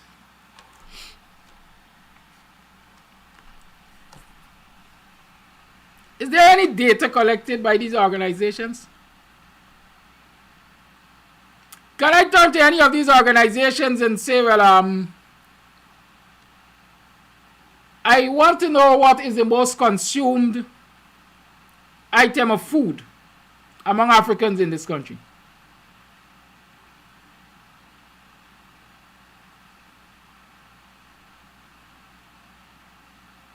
And so they will tell me, look, the African community utilizes 1 million pounds of potato per month. And since we know we don't have anybody importing potato, we know that 1 million pounds of potato per month at $100, we are spending $100 million with our oppressors monthly. And so we can bring a couple of our people together and say, listen, Let us fight for an import license to even bring in 50 million pounds of potato per month. So we will cut our expenditure to our oppressors by half monthly. Can any of these African organizations say to me, our people are using 6 million gallons of oil per month? In short, I'm asking, these representative African organizations, have any of them taken the time to do a survey among our people and create a database as to what is consumed from an anchor to pin by the African Guyanese community, and therefore use that information as bargaining tool, because when you are informed about what your value is to the economy, you can leverage it. Do we have that happening? No, I dare say no, because let me say I don't know, but I am willing to say no. I'm willing to put my head on a block and say there's no such data out there collected by our African-oriented organizations.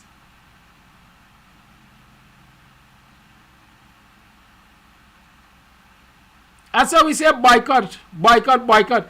But while we know that the financial impact could be big if we boycott, we can't put a dollar value to it. And we are not even contemplating, or maybe we are contemplating, but we are not even taking actions to provide an alternative to that which we're talking about boycotting.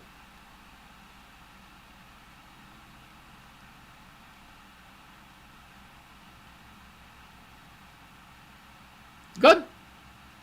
I will argue and tell you that, look, when the auto sale trade got shaken up in this country, and black people started being in a position to buy cars and so on, is when King Solomon started trading in cars.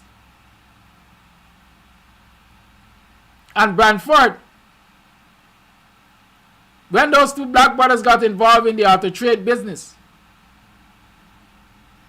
to some extent the playing field became leveled, because black people now were able to go to them and get similar deals or better deals than the Indian importers were providing for their ilk. And so that's testimony enough to say, listen, if our black business people decide that we can really get together, pool our capital to provide an alternative arrangement for our citizens, our people looking like us, we might be in a different position.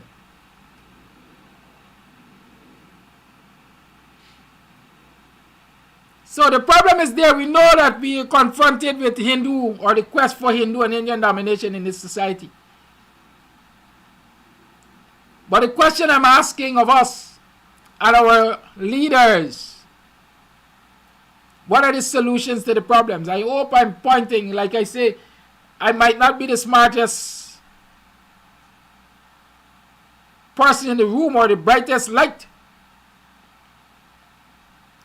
but can you refine my ideas? Can you fine-tune my ideas and make them work? Can we refine my ideas and make them work?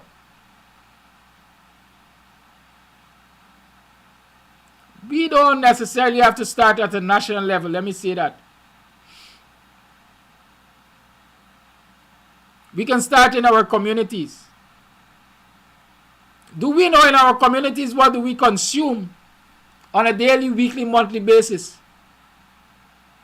And so we will recognize the value of what leaves the community when these mobile businesses come through, blowing from 6 in the morning to 6 in the night. Some of them are coming from as far as Parika to sell ground provision and so on. It says that there is value in what they're doing. Have we taken the time to make that a study?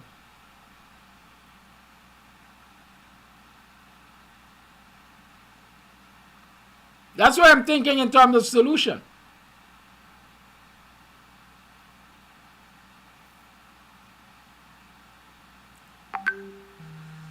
I know, for example, I mentioned King Solomon. My understanding is that he was hounded out of the car trade business because he was creating a real problem for his competitors. Part of the arrangement in terms of motor vehicle import and import and sale, is that you have what they call a warehousing arrangement. You bring in the vehicles, you put them in a warehouse, or a bond as we call it, and you only pay duty on them as they're sold. That was explained to me at some point in time, some time ago. I don't know if that arrangement still obtains. And so in order to pressure Solomon, from what I was told, it is alleged that the government of the day, the then PPP, was insisting that he pays duties on every single vehicle that he brought in at one time. And since he couldn't have that, he didn't have access to that capital or couldn't afford to do that, eventually I think they won. Because there's no longer King Solomon Auto Sales. There might be other factors at play. But I'm using that to say to you that in its quest for a new domination, the government also, like we saw with Savons, like we saw with like we saw with Garkir and so on, exerts unnecessary pressure on black-owned businesses to push them out of the market.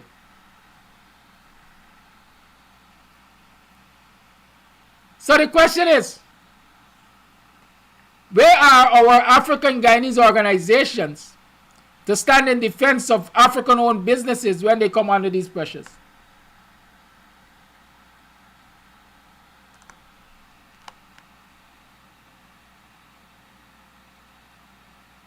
That's another solution, right? Black people, African Guyanese, need to know that organizations like the Georgetown Chamber of Commerce and all the other civil, quote-unquote, civil society organizations that they got in Georgetown, dominated by Indo-Guyanese, Hindu-Guyanese, representing businessmen and women of their ilk for the most part. When I say for the most part, because in every one of these organizations you might very well find a token Negro. You might even find a token Negro as the head of that organization to give the impression that it is not ethnic or religiously dominated. But while that token Negro is there as head, the people with the power, the decision makers in the majority, don't look like that ethnic, that token Negro. And so I'm arguing that African Guyanese need similar organizations, similar institutions to stand up in their defense to protect their business interests.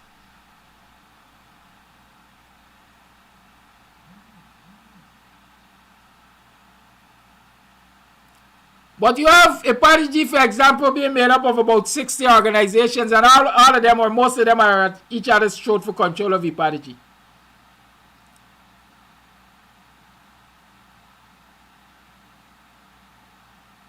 You have ACTA, which, quite frankly, I believe is only vibrant when it comes to July, August. More specifically around the 1st of August, maybe from the 1st to the 5th of August. A once vibrant African Guyanese organization has now become, in my mind, a shell of its former self. An organization which I believe had the strength to have approached any government and say we would like to acquire 100 million acres of land, just throwing that number out there, or 1,000 acres of land in the gold fields, so that we can provide mining land to members of the Afro-Guyanese community who are interested in small-scale mining. We are acquiring a large-scale plot, which we will now subdivide and make available to our miners who only have small-scale capacity.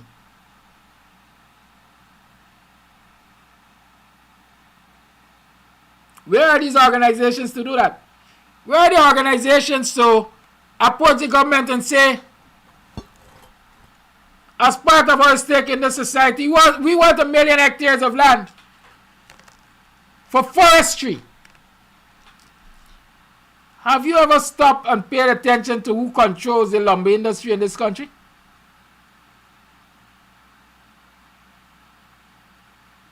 The sawmilling industry in this country? Have you recognized who controls it?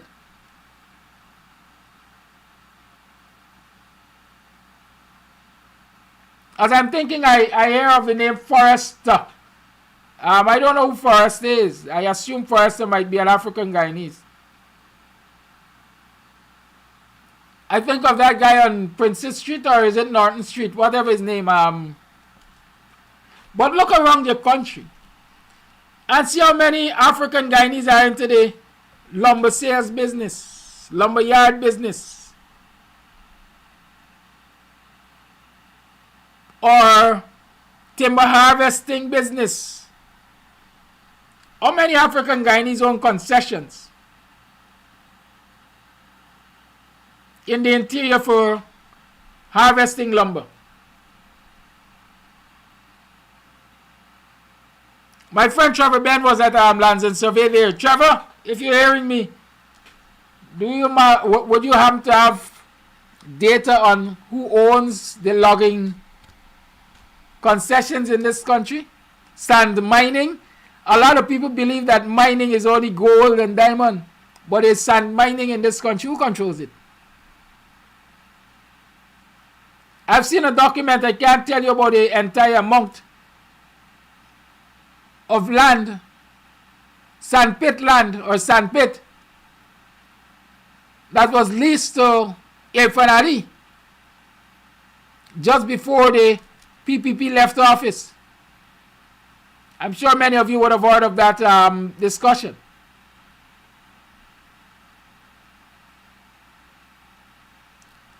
So we know what we are faced with.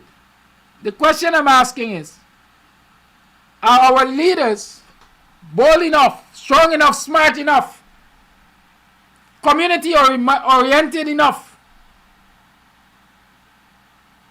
to sit and strategize how, as our representatives, they can counter it? If Rafi Dev is saying to the Indians there is a lot of land for bauxite mining, y'all come, we're going to give y'all land. Did our leaders listen to that and decide, yeah, we're going to form a think tank and we're going to look for investment and we're going to apply for bauxite mining land like everybody else, or like the Hindus are being encouraged to?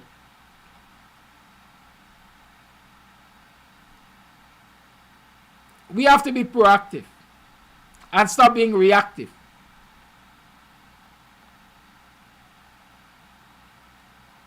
That's on the economic front. In terms of defense of our people, from the state killing them out, have our leaders sat together and say, listen, maybe we need to form a paramilitary group of some sort. And so that when our communities are confronted by certain issues, we will make ourselves present.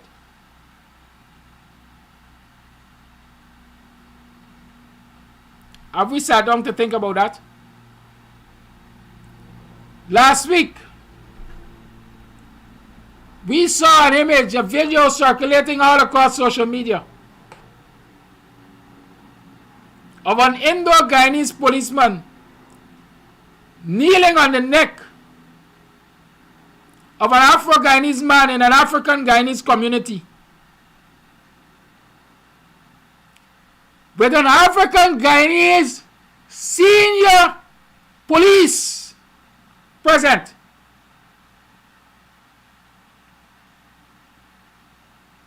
And at the end of that, that African Guyanese brother was dead, shot. I have not heard, I have not seen any of the African Guyanese organizations issue a statement or even attempt to go into that community to do some fact finding in relation to that matter. Some people might say they're working in stealth, they're doing it quietly. But sometimes we have to do more than work in stealth. We have to publicize what we're doing and publicize our issues so that people understand that we're not going to deal with them hush-hush. But let me address that and then I'll open up the lines. Here, having seen from the United States of America a white policeman kneeling on the neck of an African American, resulting in his murder. A few years after, we are seeing the image of an Indo-Guyanese police kneeling on the neck of an African Guyanese man in an African Guyanese community. And the senior policeman, who is African Guyanese, could not use his authority because he has authority. He has command authority. Could not use his authority to get that Indo-Guyanese policeman from off of the neck of that African Guyanese brother. I don't care how much criminal he is. I don't care what crime he committed. What I concern myself with is the fact that, the action of that Indo-Guyanese policeman could have resulted in the death of that African Guyanese brother. Let me draw a nexus. Ramjatan, as Home Affairs Minister, knew that if Guyanese policemen were allowed to go out and confront those who were protesting in bad settlement with arms and ammunition, deaths could have resulted. And so he instructed the police hierarchy, do not let them go there armed. Those are not my words. They're Ramjatan's words on Politics 101, a discussion he had with David Hines. Yeah, I'll go and check it. But here is a man who got functional authority on the ground that couldn't stop his junior rank from kneeling on the neck of an African Guyanese. I don't have all the details. What I know for a fact is that African Guyanese was unarmed. He didn't have a weapon. He was resisting. He was fighting. He was giving them a difficult time. But at the end of it all, you hear the voice of a sister saying he was already lying on the ground and y'all shot him and killed him. But I did not hear a statement nor see a statement, nor heard a call to action by our African Guyanese leaders to confront this, which up until this time I consider murder. I don't have the facts. I'm saying from the point of view of looking at the video, I'm saying I believe that is murder. Was it in France where the police shot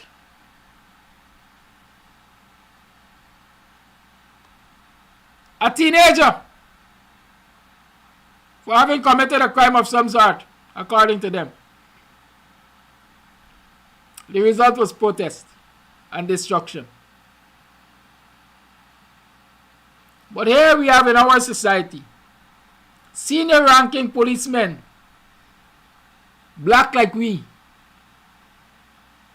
standing by helplessly almost while junior ranks of an opposite ethnicity kneeling on the neck of people looking like them.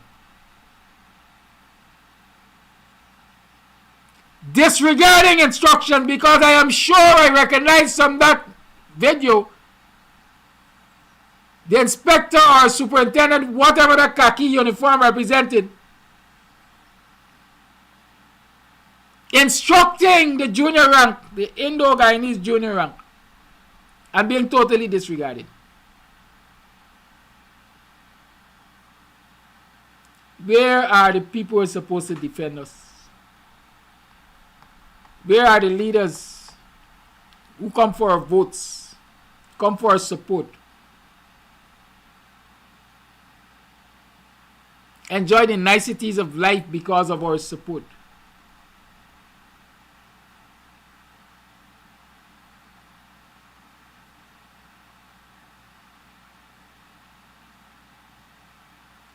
There be people saying the man wasn't killed.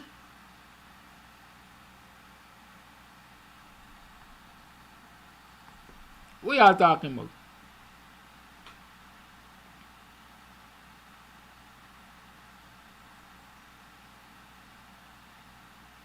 Did you recognize? I'm going to take a challenge from Debbie. Because she's saying the man wasn't killed, he was shot. She's saying he wasn't killed. I'll take a challenge to do further investigation about that one.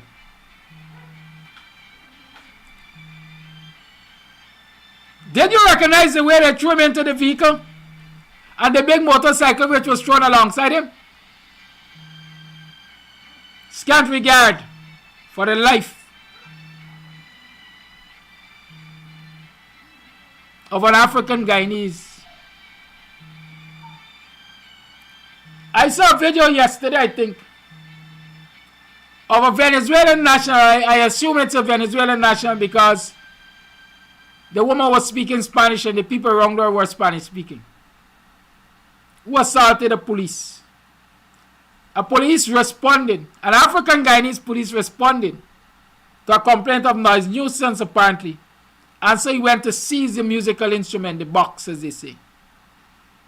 And he was really, really assaulted. I didn't see him kick, cuff, nor slap anybody. I didn't see him take out a firearm. Nobody was shot nor injured. Can you imagine that happening with an African Guyanese and an Indo-Guyanese policeman? Or even an African Guyanese and an African Guyanese policeman? I'm saying that what we accept will be done to us. And what we accept is dependent on what our leaders are prepared to allow to happen to us.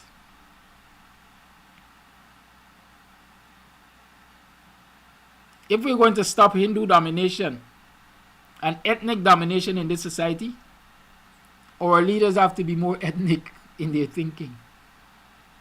They have to have more self-love. And when I say self-love, I'm not talking about individual love for self. I'm talking about love for the people. And a willingness to do whatever is necessary to protect their people at all times. And ensure fairness and equity and justice at all times for the people. We know the quest is Hindu domination and ethnic domination by the Indians in this country. What are the solutions? What are our plans to counter that and stop it in its tracks? The lines are open. 6225933 is the number to call.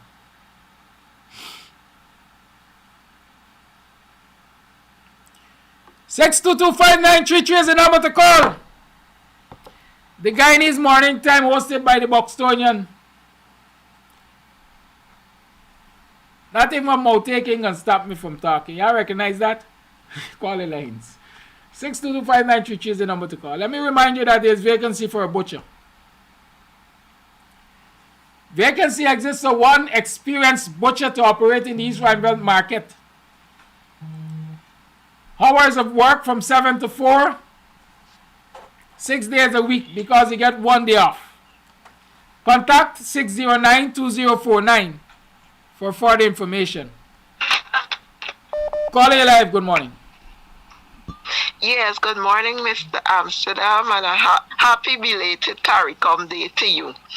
Anyhow, I would like to contribute to this topic this morning, and I would like to say that we have a lot of work to do, and we need to target the system.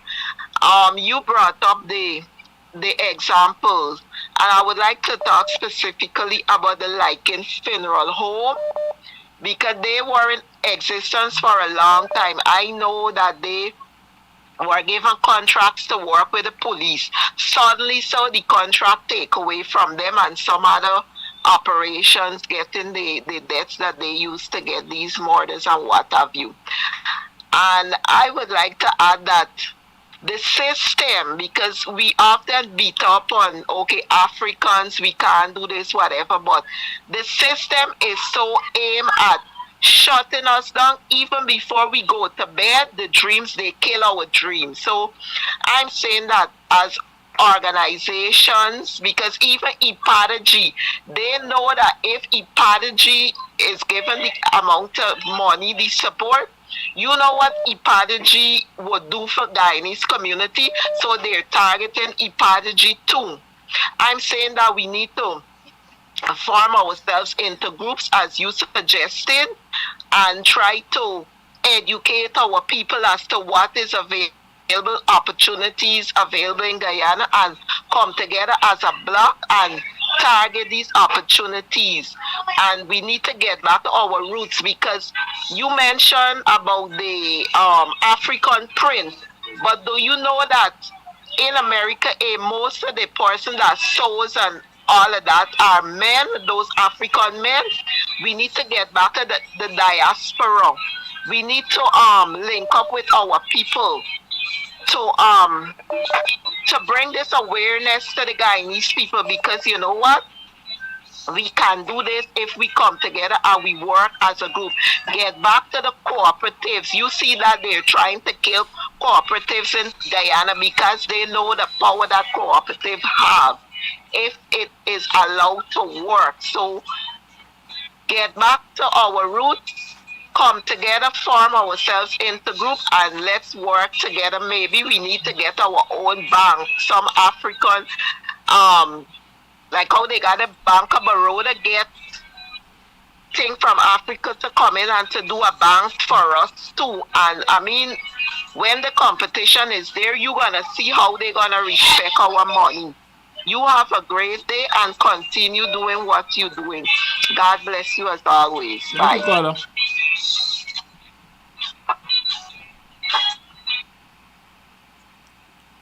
Call A Live, good morning. Call A Live, good morning. Yes, good morning to you and all my black brothers and sisters. Happy CARICOM Day. It is a blessed day for all Guyanese, yes.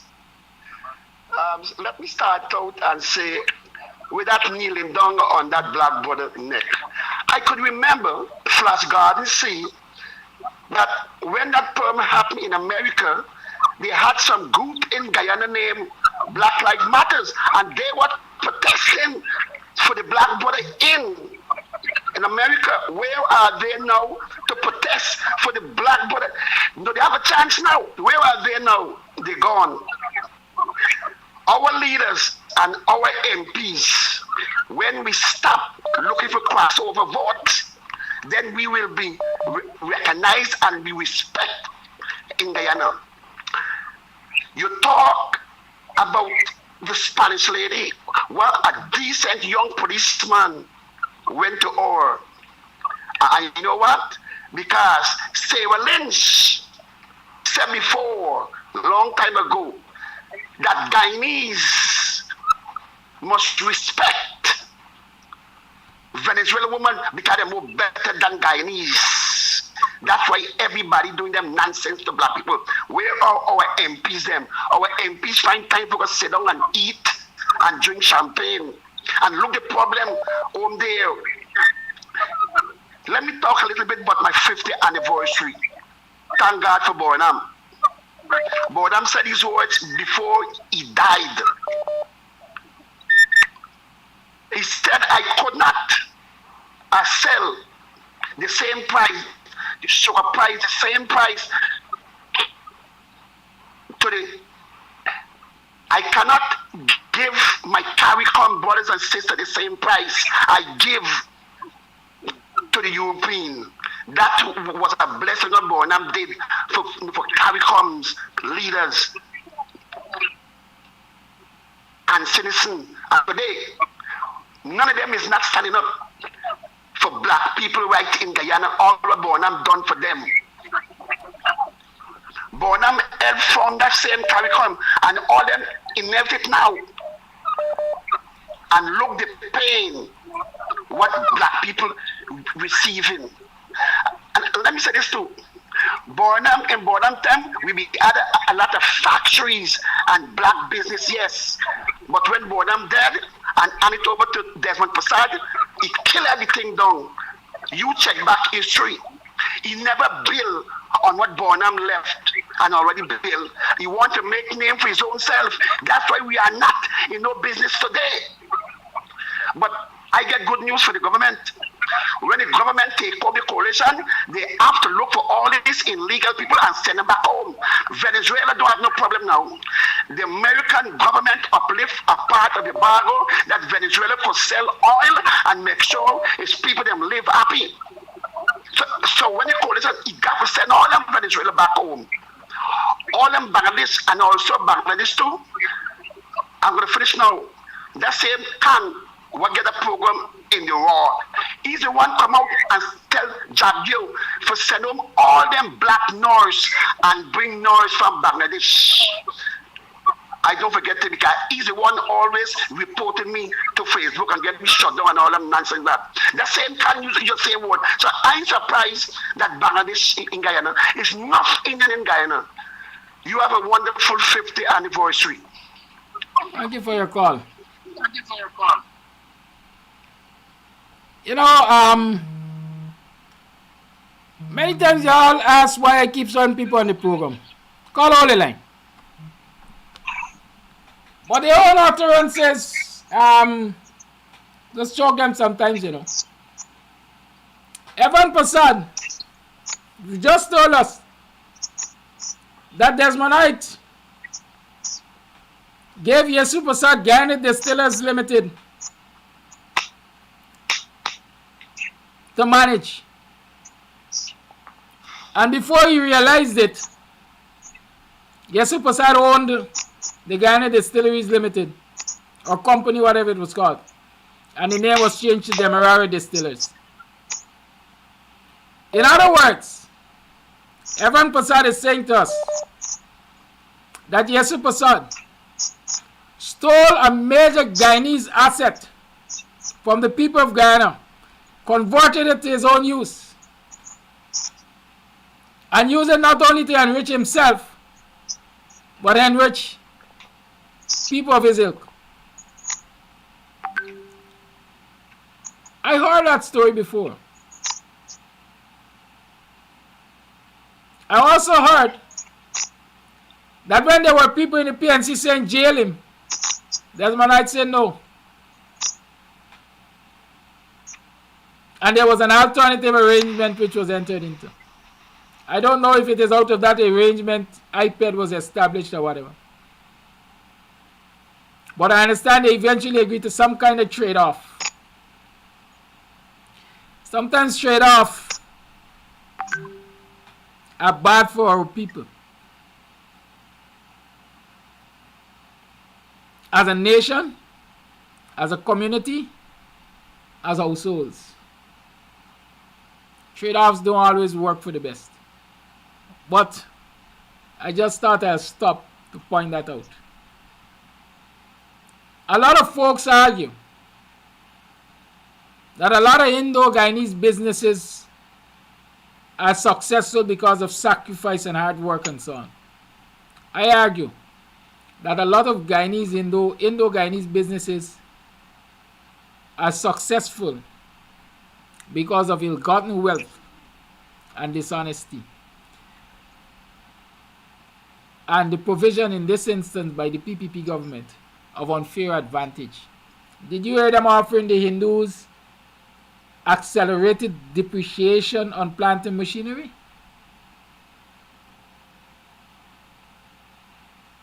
Along with all the other things that Ravi Dev mentioned?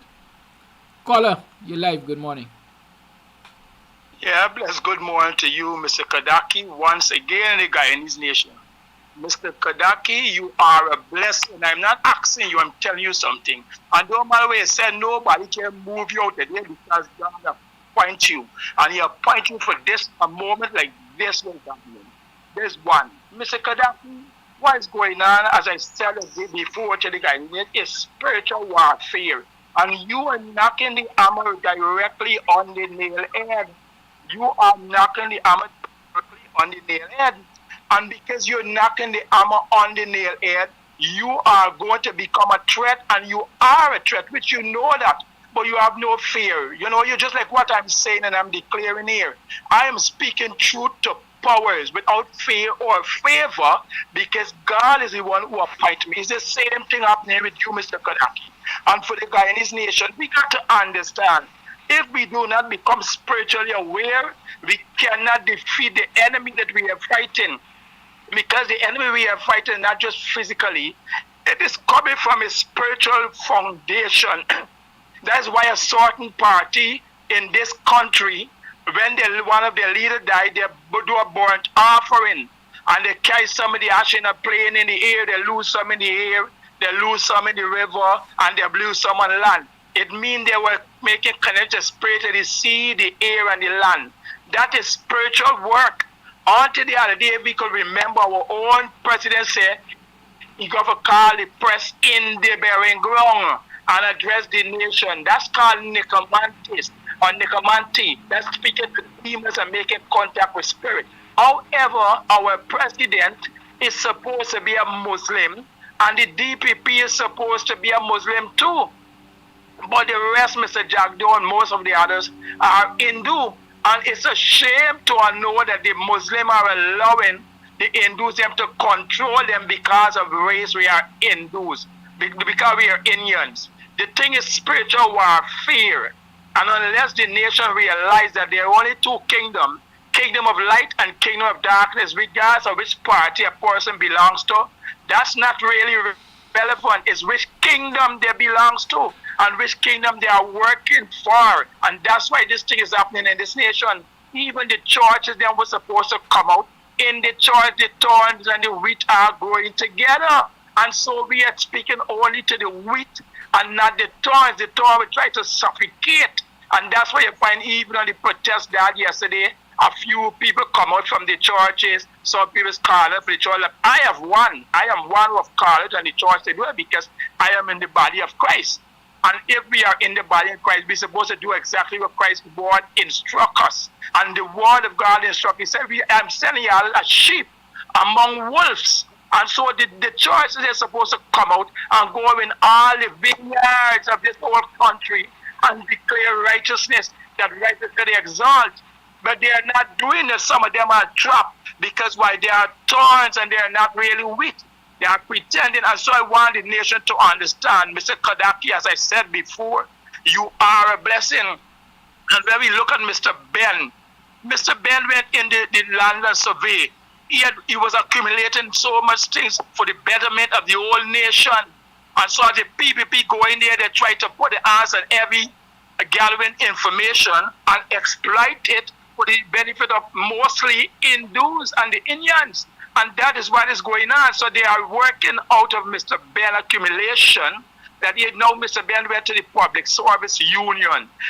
They try to fight him down and get rid of him because they know he's a threat. Mr. Kadaki, you are a threat. And every leaders that come up and find the righteous bearings that these evil are resting in, they will become a threat. Just like Malcolm X and just like Martin Luther King. And as you rise up, they're going to try to take you down. And the kneeling that you were talking about, the policeman on the black man's neck, it's not a coincidence. It's a message that those black officers who's in authority have no authority. They are powerless because there's authority above them that is coming from the kingdom of darkness. And that is what the PPP government is doing to the nation of Guyana. And unless the righteous mind and hearted Guyanese stand up and come to their senses, we all are going to perish in this because we don't want to fight. Come out and stand up for what is right.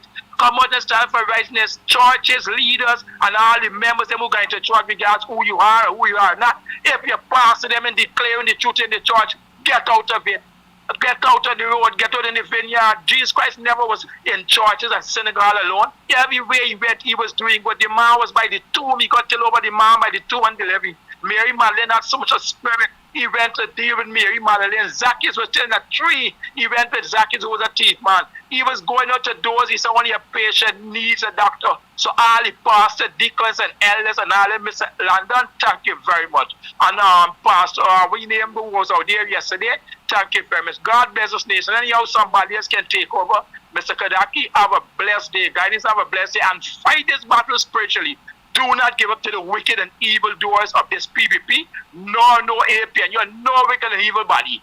Fight for the kingdom of righteousness. Stand up and God will give us our reward. Have a blessed day, Guyana. We will get there regardless of what. Have a blessed day. Thank you for your call. Mr. Amsterdam, good morning. Let me say this. Call on the line, please. You know, I look at this situation, this whole situation, and you know who's causing the impasse to go on. How could people from the opposition come out after all that is going on and people make up their mind to protest? It's either way they go forward and intensify the protest. Before they try to do that, they came out and actually shutting it down to say, let us work with the system. We do not have any system here. That is one. Secondly, you notice the turnaround was just after they came out and made that statement to work with the system. And the people in the opposition thinking they're not seeing how these people are running around, have them running around. All they're talking about going to parliament and let us just work with the system and go and pass some motion in parliament. Their motion is going to be thrown out by these people. These people what more they want to see the man lift them and throw them out of parliament? They want to see the speaker lift all of them and throw them out of parliament. What the hell is going on with the opposition people in the opposition, the MPs? They're not seeing these people, do not recognize or realize anything other than to make them a set of clowns. I feel they're just looking at their money that they get into when they go to parliament because they're not doing anything and they can't do anything. Every time you got some protest we want to intensify it, they're coming to shut it down with some narrative to go and run into parliament to say what? To who?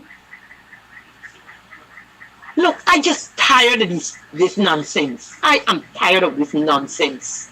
Okay? Bye. Thank you for your voice note. Well, there's a Prime Minister is organizing protests tomorrow, I think, in front of the embassies. And so I don't have the details. I don't know. Those of you can connect with her to get the details. But I know there's supposed to be protests in front of the embassies tomorrow to highlight the nastiness of the PPP and the Amlal. So you can see how you get more information on that. But I know that their protest planned for tomorrow. Go out and support as you will. Call you live. Good morning. Yes, good morning, Mr. Kodaki. Good morning, all the viewers and the people in the diaspora. Come in force to the caller that called before with this evilous cabal. The caller is so right.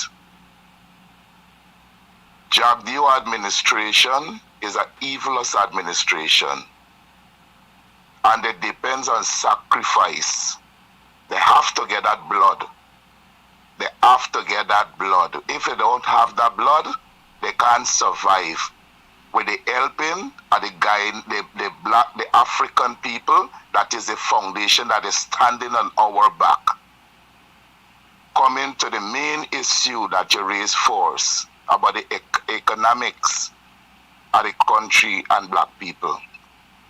I know in Oaktown, on the west coast of Berbice, when I was a little boy going to school, my grandmother monthly ration from Bushlat in the Indian community used to be 36 cents a month. I remember that good. And in our village of Oaktown, we had a consumer goods complex that people as far as Maikoni used to come and shop. And that place used to prosper. We had fishing boat in that village. We had baker shop in that village that used to carry, that used to supply bushlat and all these places. And we had little stuff here and there. I know that we had the background where we used to go and farm. When we harvest cassava, we never cook that day. When my grandmother old to bake cassava bread, we got gonga tea and stuff like that. And all these things just gone. And I put the question to a woman that have money that in the US. I say, Aunt, what about if 5 of us throw in like a couple million and open up industries and stuff like that? The first thing that I said, that not gonna work. Why it can't work? And Mr. Kadaki, like I'm saying, I say it several times on this program, if the blessing that you edifying us with, if you doesn't have a seat at the table, something definitely wrong, because we need people like you with these vision and these teaching that we can edify the whole population of what's going on. In Bushlat, you got from the road straight down to the creek, people occupy the place and planting. And in Oaktown and all these village, bandage at the back of the farmland there. And next thing you're gonna know, people gonna invade that place from the back, and we gonna want to know what's going on. And we can't rule out it. We is too lazy. A simple kitchen garden, we can't put up to eat from when the day come. But as soon as the horn blow or the bicycle bell ring, we run out and purchase stuff that we don't even know what how these people grow these food. We lazy, and we got to do more. And not until the African learn of love and togetherness that we can come together and pool the money, just like what our ancestors do in Barrow and buy these village, whereby the Indians they want to sniff it away from us. We would be victorious. We gotta learn to look out for one another, cuddle one another, and trust one another so that we can come together, pool our resources, and get to the place that you explained to us and open industry. And it's only so we're gonna be victorious. You continue teaching, Mr. Kadaki. There's no one else like you. Continue teaching us. Have a blessed day and be safe at all time. Thank you, Carlo. Another thing before you go, Henry Jeffries got to know, Hakeem Jeffries got to know, when they come into Guyana, do not accept no galang round the neck. Because the people always got a jump in the galang where they just put round your neck. And that would humble them for not talking and get to the issues that people need to know. I already called Rick Football and tell him about it. Don't accept no galang round the neck. Let it take it and put it round them neck. The evil us. You have a blessed day. Thank you, Carlo. Voice note. Hi, good morning, Kadaki. With respect to Hindu Carlo, hold the line. Racism, it's... Carlo, you live. Go ahead. It's a straight call. Hello. Carlo, you live. Hello. Carlo, you are live. Oh, okay. Yeah, Mr. Kadaki. Kadaki. I just want to thank you for bringing awareness to what's going on. I want to ask you a question. What is the opposition doing? First of all, before you answer that question, do you realize that we don't have a say in the Constitution? The Constitution does not provide any kind of rights for the opposition. The opposition needs to start in the beginning. We need constitutional reform.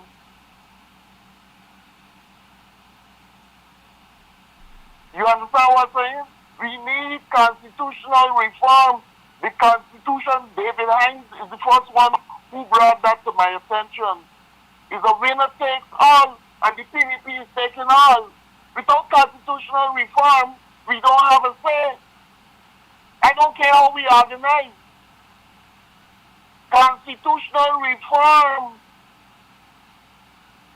I don't know if the opposition can. They don't have no teeth.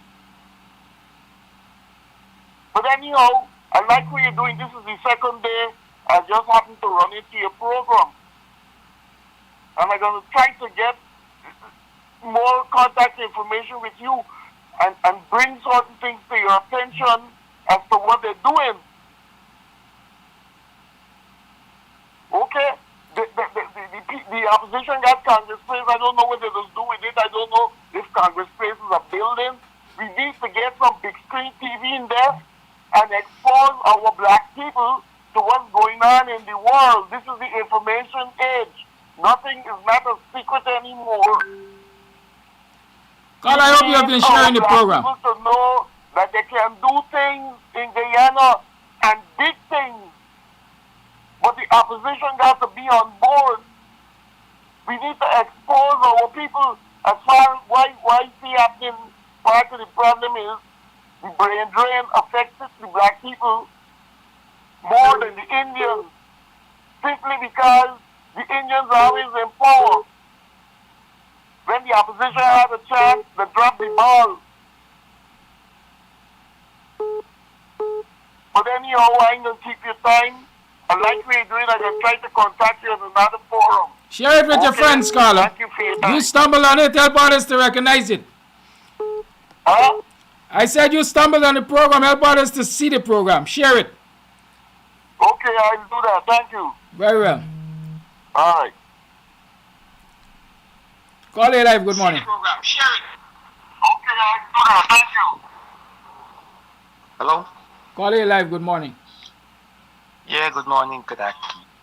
Listen, I don't know if I'm wrong, but almost every caller or, a lot of people, just come on these programs and criticize the opposition this, the opposition that, the opposition do this and the opposition do that. And most of these callers, even Bart Ben Sharp, every time he come on, it's the opposition and the opposition, right? That's what I mean. Many of these callers and many of these people who criticize the opposition, you don't ever see them on the protest line. You don't ever see some of them on the protest line. They're just talking about the opposition and this and the opposition of that. What are they doing? What are they doing to help the opposition? Nothing. They come on social media and criticizing the opposition. And you can't see them on the protest line. I'm so fed up with them with this foolishness. And it's time they come up with this nonsense with the opposition this and the opposition that and leader that and this and that kind of thing. They're bashing everybody and they don't be on the protest line. That's my comment this morning. Thank you. Thank you. You know what's the irony? Hello? We criticize those who we criticize for criticizing. Call it live, good morning. Good morning, my brother. Good morning. Hello? Call, you need to turn on the device you're listening to and speak to me in a phone conversation. Okay, thank you very much. Good morning, my brother. Good morning to you, sir. I love this program. Very Thank you. Ensure you share it. And on point. My brother, I appreciate all the comments and the suggestions that people are making on this live, but I want to make my contribution. I think we reach a point where we should stop talking what needs to be done and what we should be doing and what our ancestors used to do in the past. We got all this information. And what is upsetting me? I need a team to start being put in together. I'm advocating for this a very long time on this very show. Get persons from all the 10 administrative regions. Let us sit down on a round table as black people and say, look, this is what we need, and this is how we got set it up to work towards it. And we have meetings on a regular basis. We bring all the specialists and the people, those in Guyana and those outside from Guyana. We're going to need to make this thing work. We have economists, we have lawyers, we have educators. We have so many brilliant people, black minds, that we can pull all those resources together. And we need to stop talking what our ancestors used to do and what needs to be done and get it done now, man. From tomorrow while this movement starts. Let us stop this talking and get this movement off and up and running. We talk about a black bank. We could get black from Guyana and around the world. It is time. Brother Bob sang it many years, but I don't know if you don't listen to the message. Africans unite. I am 54 years of age and I come and reach that song. The man is saying to us we need to unite. Unity is strength. We all know that. We got to teach that to our children and about not just the teaching, but we got to show them that it can work by coming together and work together and stop criticizing and trying to bring down. And people talking about the opposition. And I like what the caller said before. They don't even come out here to give their support. Some of them don't even go tell them to give them a thousand by the same time the mobilization, to look up for travel and all these things. So we just can't talk about the opposition parliamentarian. Once we're not supporting the government, we all of us are opposition. And we need to come together and understand that message that we all are opposing to this government and their policies. And we got to band together and work to fight this cabal. And stop the argument and telling some of the stuff that we need not to keep on social media, off of social media, and bring them around on a round table where we can discuss and move forward. We got the young people them, we got to start holding them to take over because there's a big gap in the African community when the seniors and the youngsters. When you look back, you don't see them coming. I recall the days that we talk about farming. When we used to go to farm, it was my father, my mother, and all of us as children going to the farm. Today when I got to go to the farm, just when you look for the children, you're finding them. They're doing their own thing, so we got to stop this starting and try to mold and work and find solutions. And I know we're going to make it. We're going to make it. We can own our own banks, we can get land, we can plant, we can build factories, and we can create employment for our own people among ourselves, or we can create our own economic among ourselves. And then we got to slow down to these people running and crapping all the islands, we got to see what they're going to do with it. They need us, and they know but what they need us for, they need us to stay at the bottom there and give us warring and quarreling among ourselves. But we need to get out of that and set up our own system. From school right down, they talk about the church. The church, them are corrupt and many leaders are complicit with what has happened because they're getting handouts. I recall right in a stable in Queenstown, the man there get hand for share out to the members. What do you want the church to get? The president put a 50,000 or 40,000. If you look at to some of the pastors, and they're quiet with that. They're happy with that. The government never give the church money. This president is a very good man. People call me for the other damn law. I won't call for the other damn law. I will call for the other Irfan because if he is the president and he can't set the president for how this nation should go within the law, he should go. Everybody calling for damn law. He's damn law, boss. And if he's not sending him the man, we can't call for the man go. He had the ask for. With both local and international pressure, we can ask for Irfan to go. That is the culprit in it. I thank you. Have a blessed day. Thank you very much for your call. It's now 7 minutes past the 9 o'clock hour. That was the final phone call for me. I'm going to play the voice notes. Y'all don't hear me when I talk, yeah? I say I'm playing voice notes now. I can't do too much of an extended program. I need to go and see a medical professional. Voice note. Yeah, Kadaki. Good morning. I make this voice note and send to you because I want to remind your listening public, right, that a few months back I have said on one of your programs that I believe China has already made chain for Guyanese African. You know why? All of these things are happening around them and no one is putting up a fight or intend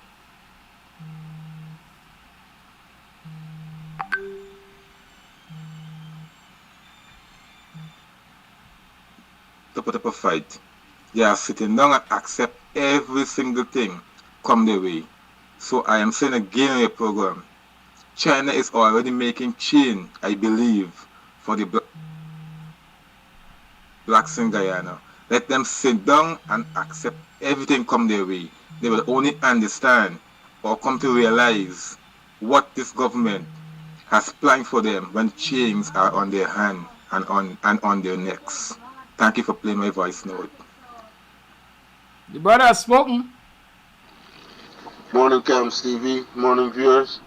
Yeah, but Saddam, yeah, you've always been enlightening us, and that's that you continue. And to get some of these matters and situation a little more amp it up a little. You guys got to be serious. WPA got to be serious. You guys got to come in election. You guys got to start. No matter what, you got to start. We're seeing the decay of the farmer that we all used to look up to, and you guys are the only one now that are setting the trend. So I think you guys got to make your mind up and be serious and enter this election. You got to start coming in something now. Yeah, we just can't have you just on this platform and a little, but I think you guys got to come out more, and you'll see what the citizens will do. Take it from there and join you guys. So yeah, WPA need to be serious and enter election. It's time. Again.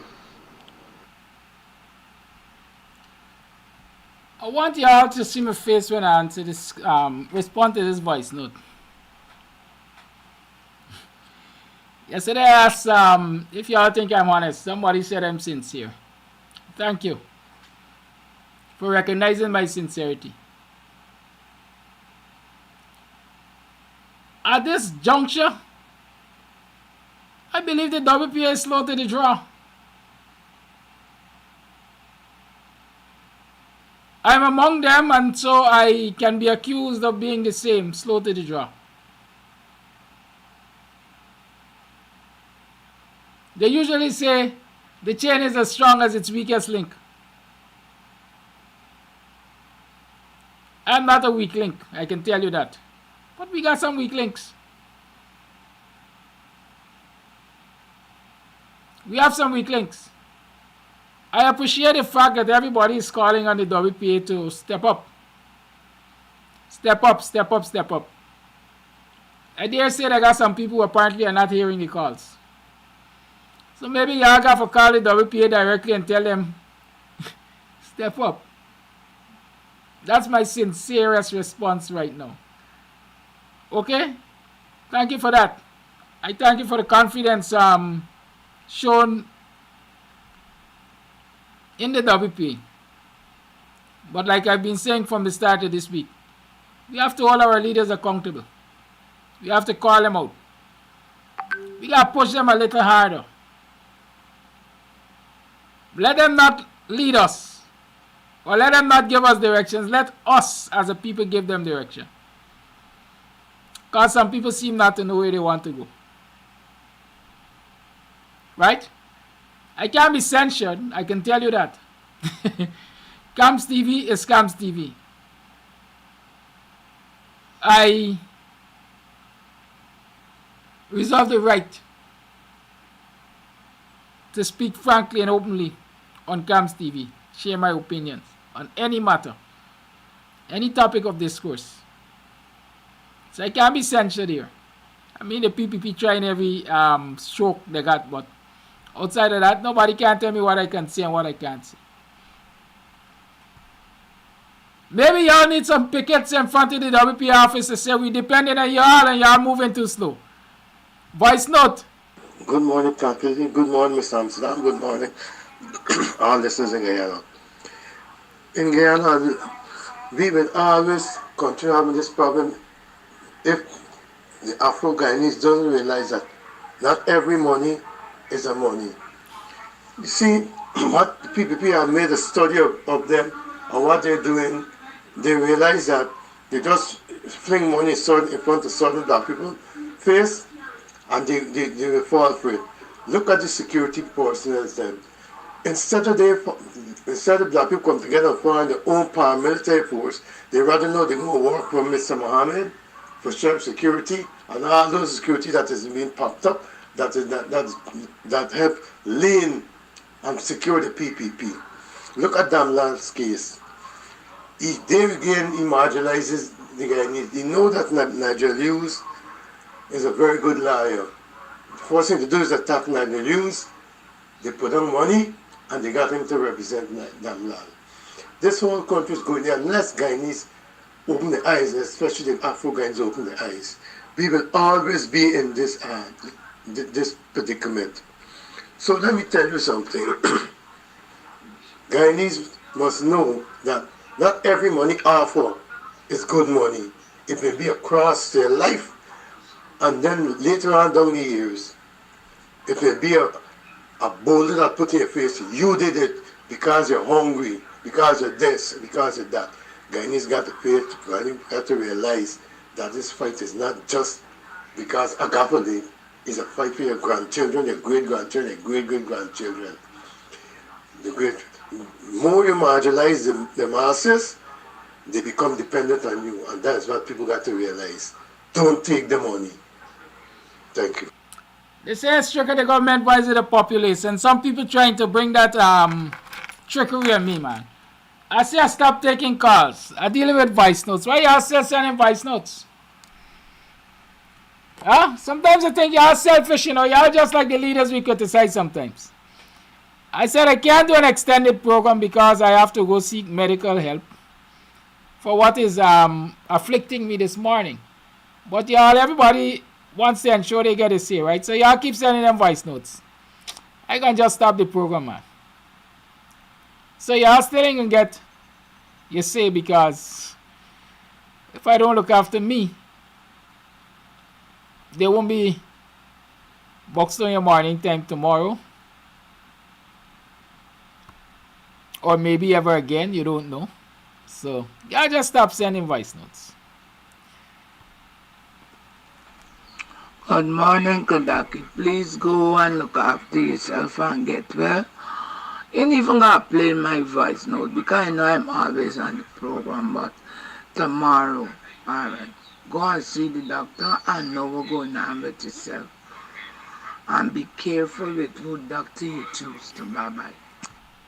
Hi, good morning, Kadaki. You see that admonition there from Rwanda? I love it.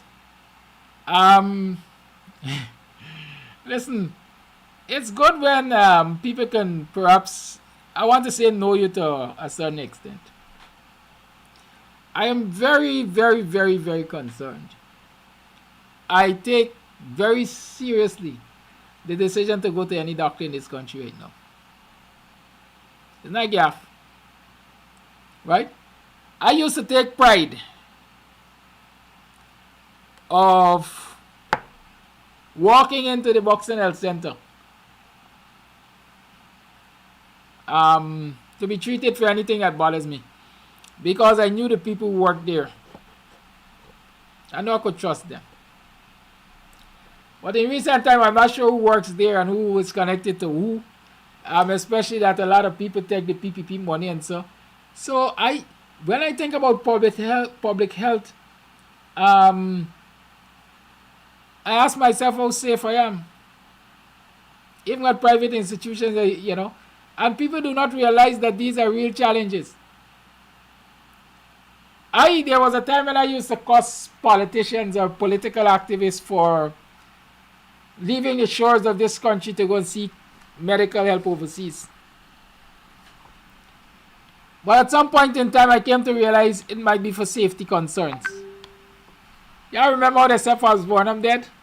Was launching a part of the team, they are specialists. I just thinking I remember something to that extent. I'm just being malicious, if you want to call it that. I believe we have professionals in the system, and I trust that they will always be professional. Voice note. Hi, good morning, Kadaki. With respect to Hindu racism, it's something that is still going on in India. The father of the Constitution of India, a Dalit, a black man. His name is Dr. B.R. Ambedkar. Ambedkar fought all of his life against Hindu racism. When you read the bio of Ambedkar and what was done to him as a child, it is heart-wrenching. Also, there's an Indian writer by the name of Arundhati Roy, a Dalit, a black woman, explained that what we see happening today in Guyana is what is happening in India today. They are not bulldozing black people's home in India, but they are bulldozing Muslim homes in India.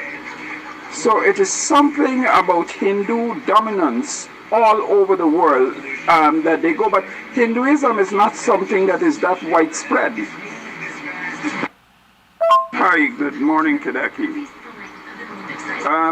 With respect to Hindu racism, it's something that is still going on in India. All right, so thank you to all those of you who sent in your voice notes, those of you who called. Those of you who will continue to share the program after we go off here. Those of you who will continue to support the program financially and otherwise. Those of you who will spread the message. Thank you all. Remember, we can't just do it here. These discussions have to become roundtable discussions in our homes and in our communities, even in our churches. Because a lot of us are in the churches, you know. Challenge your pastor, your priest, challenge your religious leader to set aside 2 hours a week, perhaps, so that those who have an interest can discuss not only programs like these, but the contents of programs like these and the issues that are being raised. Right? Do that. Rabindra Prasad, as I guess you're late to the show, you can look at it from yesterday. In fact, you have to go till to last week to look at it from there. You can find the video on Ravidev at the Hindu Congress in 2014 in Suriname. And so you can understand where this discussion about Hindu dominance is going. Right? Have a good day. Stay safe. Remember that there's vacancy. If you know any young butcher, if you know any butcher, experienced butcher that is looking for work, you can ask them to call 609-2049 because somebody needs an experienced butcher to work in the East Rhineville market from 7 to 4 daily. Okay, they get 1 day off per week. Okay? Remember, today is what, the 4th? In 8 days' time, I'm going to have that party for the children, 12 and under. And I'm encouraging you, bring out your grands and your last rows, as we like to say, and sometimes your first row too. Right? Because, you know, definitely there are young parents among us who are looking at the program and things. Bring out your children. Let them appreciate being in the presence of their own. Let them appreciate being in the presence of children like themselves. You never know, they might form lasting and lifelong friendships. Bring them out. What I can promise you from my end is that they're going to have a jolly good time. Good? Have a good day. We'll continue to talk. Good? See y'all later.